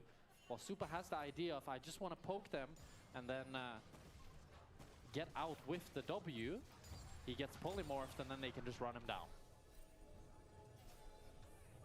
Valkyrie, that's the W part. Yeah, I was trying to think. Okay. Look, I'm just in a state of awe because it looks like for MKOI, decent position here in this game. This series, we've had the first game where MKOI couldn't win the 5v5s, but this game...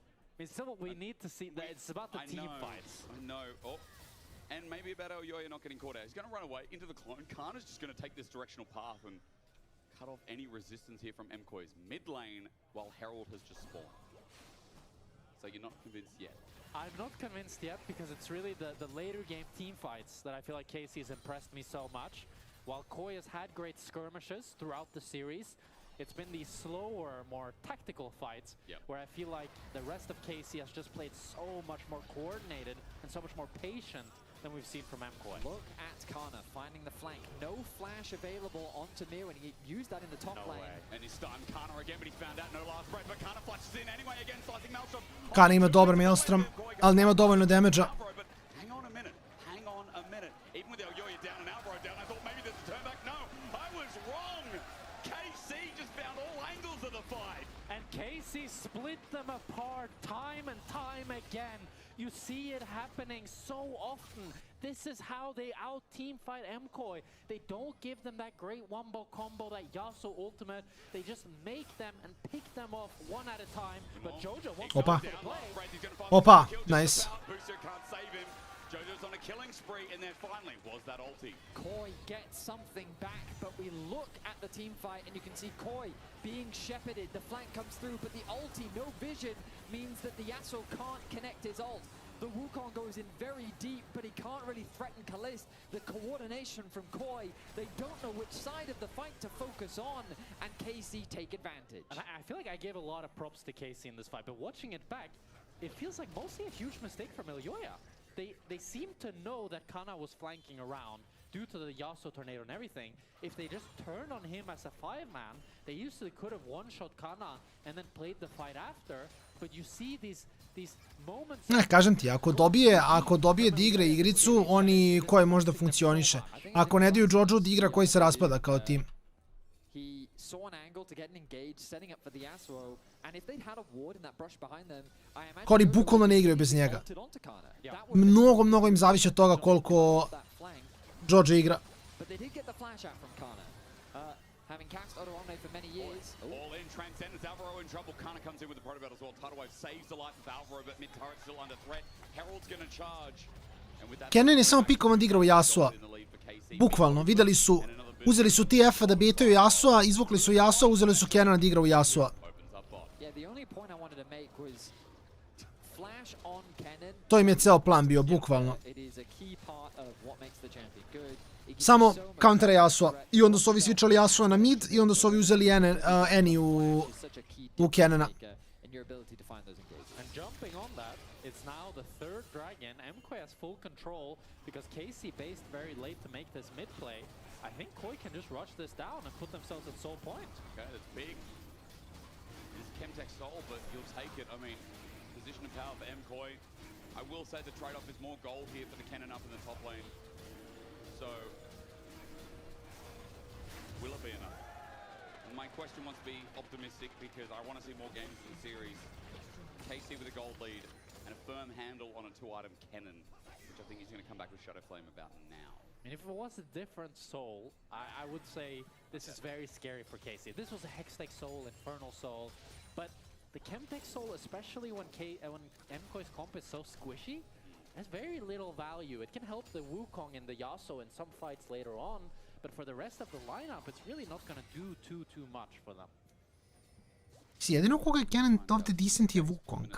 Wukong kad uđe u stealth možda ga trackuješ s Canonom gde je. Ok, Korki nam, imaš načina da mu cancelaš dash.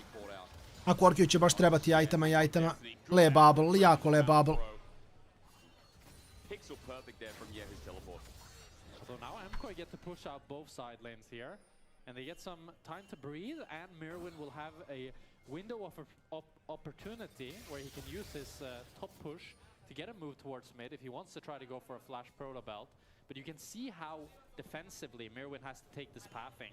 Like, even though he pushed the wave all the way deep in topside, he still had to be super scared of entering his own jungle due to how constrained the vision of MKOI has been and how dark the map is. Speaking of, Kana with an angle for the mid push here. 3 members of MKOI. Delightful with the ward, clearing out. Kana's timing could not be better. This is the death knell. Slicing Maelstrom flushed away from the Mirwin. Even as he burns his own, it's not over. I thought Kana was going to seal the deal, but everyone from MKOI gets out. Only burning 2 flashes out of potential 3. Elyoya was eyeing up a re-engage, but they decide against it. A very scary situation for KOI to find themselves in, but they survived the play. The flash is gone from Kana. Jojo gets the bot tower, and MKOI live to fight another day. I'm surprised. I thought with that Kana flank, it would result in at least 2-3 deaths from MKOI, but Kana doesn't Portikani flank. Shadow Flame here would be a different story. I mean, it's a W from Super, it's a flank. Ima jako dobru poziciju, jako dobar ulti, onda samo nije imao damage-a da se to unovči u suštini, što je najveći problem. Opet odigrao je jako lepo, ali džabe. AP anticipate mid, remember, so with Lich Bane, Rapid Fire Cannon, and a Rod of Ages, yeah, who does serious damage. Acro Prison going to be avoided. All about this Scuttlecraft for now. Jojo getting into position, sweeping blade, gets a flash out. Last breath, not there just yet, looking for a target. Mirwin comes in with Tibbers, gets a stun down onto Kalez. He's caught out. Super gets in range and nails him down from afar. MKOI find one, and Baron now the thought process. I was going to say, yeah, I completely agree, Sterix. Could that be a Baron angle? They've got a Yasuo on the board. At least. They have Tibbers as well if they want extra tanking. Super. They got deep. Valkyries in into Yehu. Good kiting away. Exhausted down is Jojo. Polyball maybe too far. Tidal Wave is saving the play. Crescent Guard from Yike though sends MKOI to the L. They're away. They're gone for now. Yike again for an angle.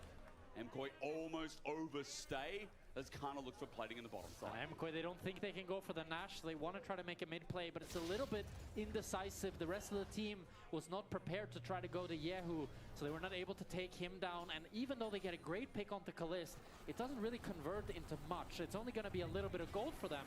As we see here, Mirwin finds a really good Tibbers onto Kalist, and Kalist holds his flash for a long time, which allows them to just one-shot him. But in the end, it is flash burn from Kalist and flash burn from Yehu, but not much else. The gold is minimized. And Soul we're still talking about.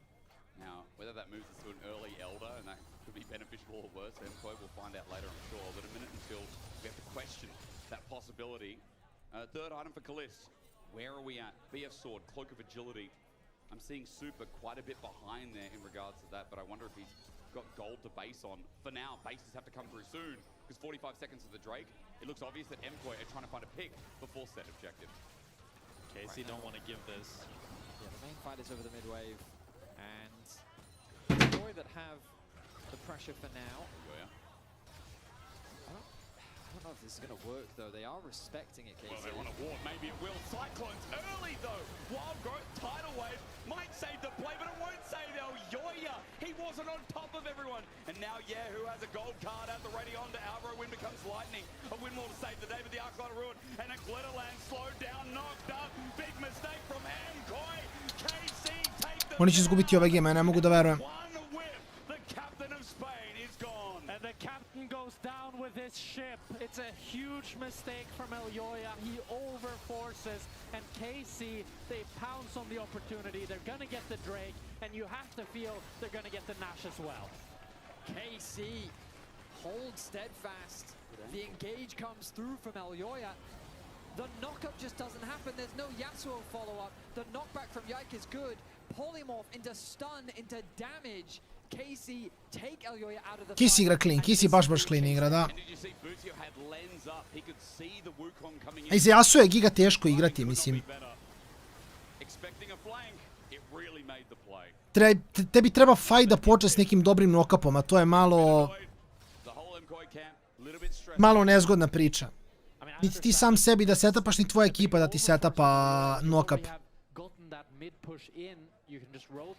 Ti si Flash Ignite Yasuo u fajtu, mislim, kako ti igraš to uopšte?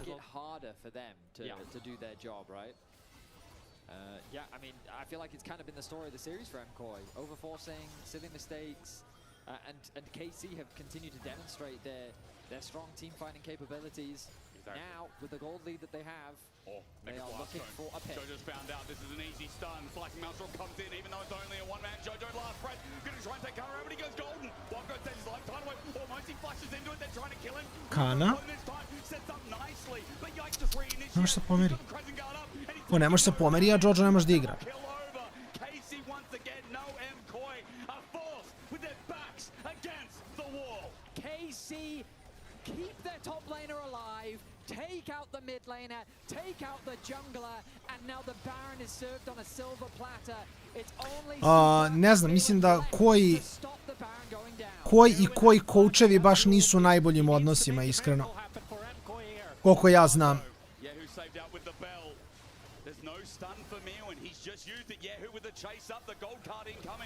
Da se nešto preterano ne vole.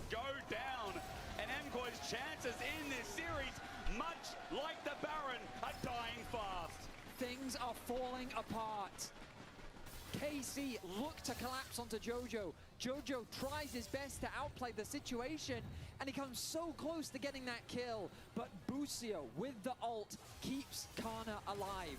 Great play from Jojo, does everything that he can, but then this is where KOI feel like, hey, we need to get something back. We've got to overforce. A good flash from Kana, the rocket belt, and now they're too deep. The gold card once again seals Elyoya's demise, and KC secure the Baron, secure the fight, and they're looking to make this a 3-0 clean sweep. No one had this on the bingo card. It's the first time ever a BO5. Kana baš lepo igra je, ali ne znam. I Ako stvarno sutra se uključimo u program i G2 stompuje KC, ja nemam pojma stvarno. Jer koliko god izgledaju ok, KC, njih je G2 ubio. Baš nije bilo ni blizu.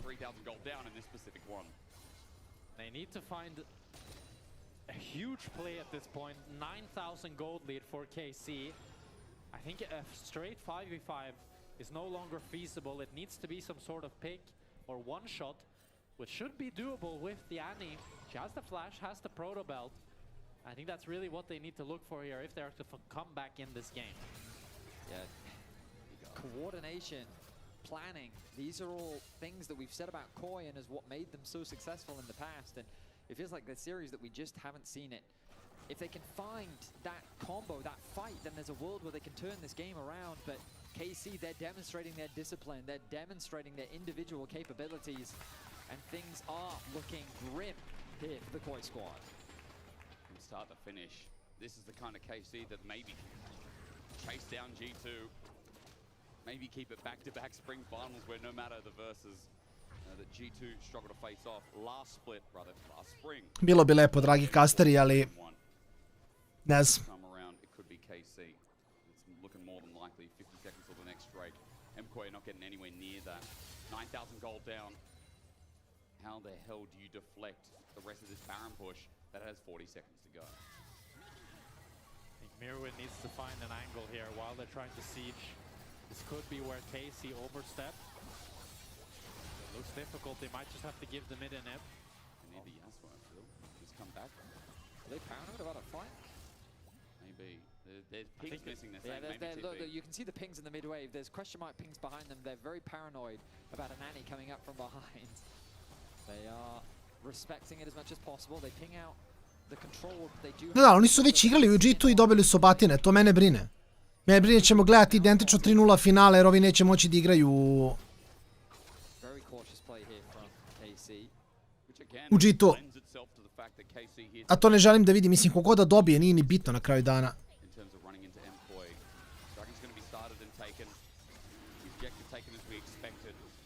Samo ne želim da bude ono stomp u suštini. To je sve.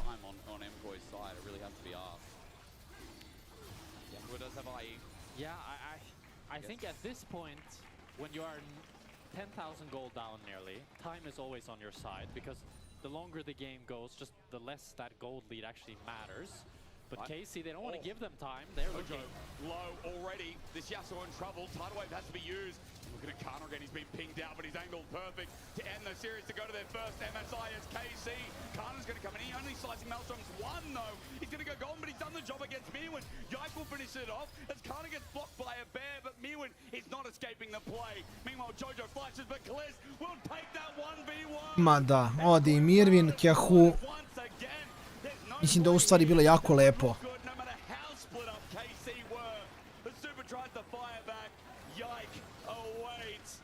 MKOI are used to feeling this out in 5, but KC are going to take it down in 3. The rivalry is reduced to a show match as KC make fun of KOI in this series. 17-8 the kill score, a 10k gold lead. 4 members fall. Kill after kill, fight after fight. KC simply dominate their opposition. MKOI will get one more opportunity in this series. One more fight. One more. And they need to make it count. It's nearly 12,000 gold. We'll watch this fight back, and it's always KC in the driver's seat. Jojo pushed up a little bit too far, and Yehu decides he wants to keep this fight going no matter what. Flashes over the wall, dodges the Nami bubble, and they continue to chase them down while Elyoya does a great flash engage. They're not able to follow up on it, and Kliss flashes nicely as well, and then the fight just turns into a bit of a mess. MKOI have just struggled to get the combo that they are looking for. The knockup combo just doesn't happen, and Definitely on the bear as well, slicing Maelstrom, an easy kill. Mirwin dead again, the Annie top yet again, reduced to rubble just like it was last time. Another pick secured. KC know that the Baron is spawning in 25 seconds, but they might not even need it. Will they push off the waves? They've got the wave in bot, they've got the wave in mid. Perhaps Super's wave clear is enough as the jungle is ravaged and the camps are taken away from MKOI. They're delaying the inevitable though. It's going to be Nash going over to KC. I don't think MKOI has any way to contest it. They need to try, if they were to try, they need to stop. Kraj, kažem, baš je malo underwhelming polufinale. I think they're going to have to give the Nash and try to hope for a miracle play when KC is sieging. Yeah, this is their best bet, really. Can they get even near? No, they can't contest it. You have to try and hope that KC will blunder with the Baron, basically, that they overextend, similar to what we saw in game 1 with the Nico play underneath the tower. That's the type of fight that they need, where they can... but even if they win that fight, they're basically just delaying. They are. They're stalling. Need about 5 of them, apparently. If they fight in a minute's time, it could be Soul. Okay, this is like, we're going kind of deep in the copium route here, but... We have to. You know... Gledam kako ovako Grifu igra, mi se lol, to je najcrnije od svega. Mislim, nije to samo sa lolom, ali koji god isport da gledam... Koji god isport da gledam, jednom kad se nagledam, samo mi se igra. Sreća za lol, još imam ruke donekle, pa to bude okej. Problem je kad gledam neki counter i onda se naložim, onda krenem da klikćem tamo i samo mi izubijaju ljudi.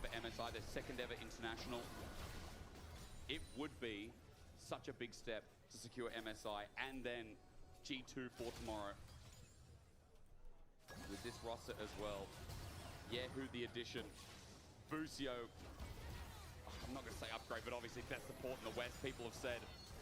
Alongside Callis as the siege begins, here we go, Super, hit once, run. He's going to go back to base, turret's now open with the Canon minion firing away.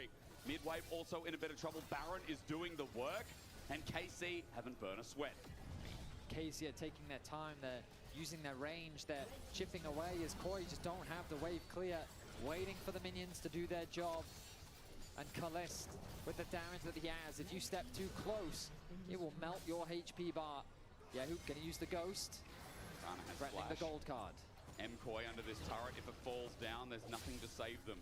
Kana now threatens a Nexus turret. Jojo has to go and help. Double cannon minion, he'll sweeping blade towards it to stop it. MKOI have to kind of send it, but KC are not giving them the chance. Wow. There's another free dragon going to be taken. KC are playing extremely patient. Yeah. I would say almost too patient. They have to be they have to be a little cautious just because like it's only 34 minutes and obviously they're still very much favored to win this game, but the more opportunities, more time you give to Koi, the more chances that they get given ultimately to try and turn the game around.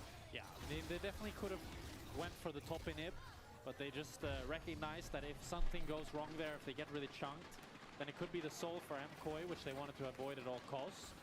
Nes, razmišljam ako Jojo možda nađe neki ugo, postoji neka turbo mala šansa da uradi išta, ali... Nemam pojma. And a Chemtech Dragon that isn't sold for that. So all in all, a good outcome in a bad situation for MKOI. I am proud of you, Jack. You're really giving us some kind of hope of what can be. Jojo's going to take a turret. There you go. A little bit more for you as well. Objective bounty. That's an objective bounty. Yeah. Big. I mean, gold's 12.3k now rather than 13. Yeah. He slims that gold lead down to only a 12k. And getting out of your base at a 13k gold disadvantage is pretty big. I mean, GA for Jojo as well. That's a big pickup. Okay. Betty, you want to cope anywhere? Or? I mean, yes. Yeah, good one. Yeah, I mean, if KC don't end the game, Koi can still win the game. Oh. Wow. And right now, I personally think they're just playing a little too scared. Now I think that their fear is appropriate. When I look at that Corky's items, I would not underestimate him. Okay. It only takes a single, I mean, do you remember that Calist W into one too many people? Oh yes, I do. It only takes one dash from a Yunara, you know, to... He did Valkyrie W into Annie, and there is an Annie on MKOI's side. So, you know, it's always possible to throw games. This is done from MKOI. Destiny was used, and they all huddled up together, giving no angle here for Kana. Yehu, excuse me. Elyoy thinking about going in with a clone. Jojo as well, sweeping blade in. He's jumping in. He's got no choice. He's got GA. Gets a flash out of Callis. Tidal wave though. Jojo's going to ulti back in with the wild growth though. Callis is unmatched, unstoppable. He just won't die. Look at the damage. They're trying to send it for the French. Štja, gle supi poziciju, brat. Ma kakvi ljudi, 0 bodova. 0 bodova. bragging rights for Kometo reach peak. And Kalist will not repeat the same mistake. Dobro, mislim, vole da se BM-uju, ja to, kažem, opet podržavam. Mislim da je to skroz legitimna priča. Ali ubiše ih, ubiše ih, jako ih ubiše.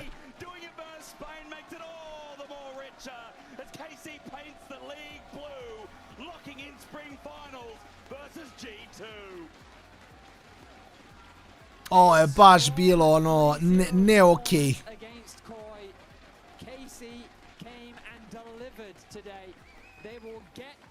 Mislim, nekako sam verovao, ali dobro, ajde, znaš kako, imam neku teoriju, a ta teorija je da realno gledano jako je mala šansa da se da se i polufinale i finale završe istim rezultatom. To je neka moja teorija. Tako da mislim, ako je danas bilo 3-0, nema šanse da sutra bude 3-0. To je moj take.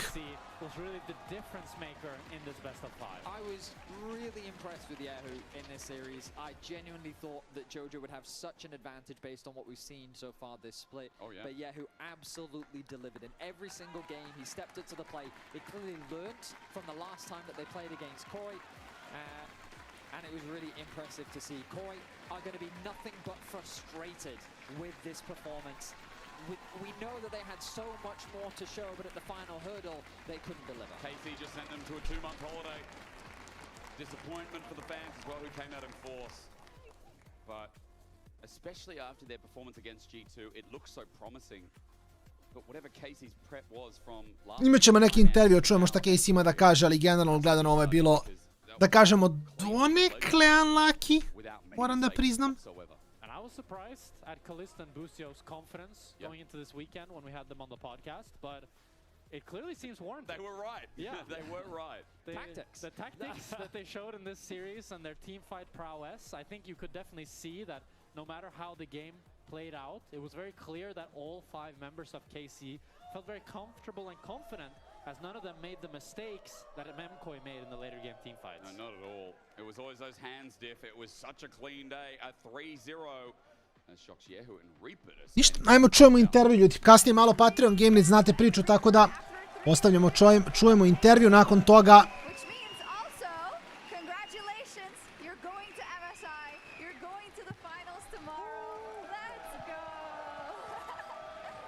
Vidjet ćemo kakva je situacija, ali ostavljamo intervju, vidimo se malo kasnije ljudi moji, tako da... Smo u suštini lagani, tu sam malo kasnije, vidimo se na Patreon Gamelitu. I'm happy. Yeah. Reapert, how proud are you about how they got to MSI today? Because with how close this rivalry has been, I don't think many people had a 3-0 on their mind. Yeah, I mean, obviously we slumped on the last week of the regular season, and then we got slapped by G2. I'm very proud that my boys are step up and then improving, show how we play and what's the level, and we are deserved to be there, you know? You absolutely deserve to be at MSI. Yehu, tell me about this series, because in Madrid we saw the Akali from Jojo got 5 solo kills. Now you stomped him. What do you think about your series overall? Before Madrid, I mean, when we Madrid, I missed the rune. I mean, I need to bring area, but like new rune. Yeah, he had the fire touch instead of the Oh, that's it. Of course, it's the rune. It wasn't anything else, right? Yeah. Okay. But how did you feel about playing Jojo today? Jojo, I think Jojo is a good player, and it's fun. So fun. Yeah. I bet he's really fun. Reapert, as you're going up against G2 tomorrow now, in LEC Versus, this was one of the best matches we've ever seen, and you were so close. How are you going to make up that extra percentage tomorrow? Well, I mean, I think we already made extra percentages to by practicing, and then we found a way to improving ourselves, so that we are very confident that we are already have that extra percentages to meet G2 again. Okay, Yehu, how do you feel about G2 tomorrow? You can take your revenge for the Versus finals. We are so improving now, and we will beat G2. Okay, let's go! Love to hear it. Also, Kameto is right there. He's watching. Did you feel some extra stress today? Do you want to say something to the big boss? Well, I mean, big boss, no stress. I got you. He's got him, and he's got him tomorrow as well. Guys, one more time for Yahoo and Reeford and KC, who's going to MSI.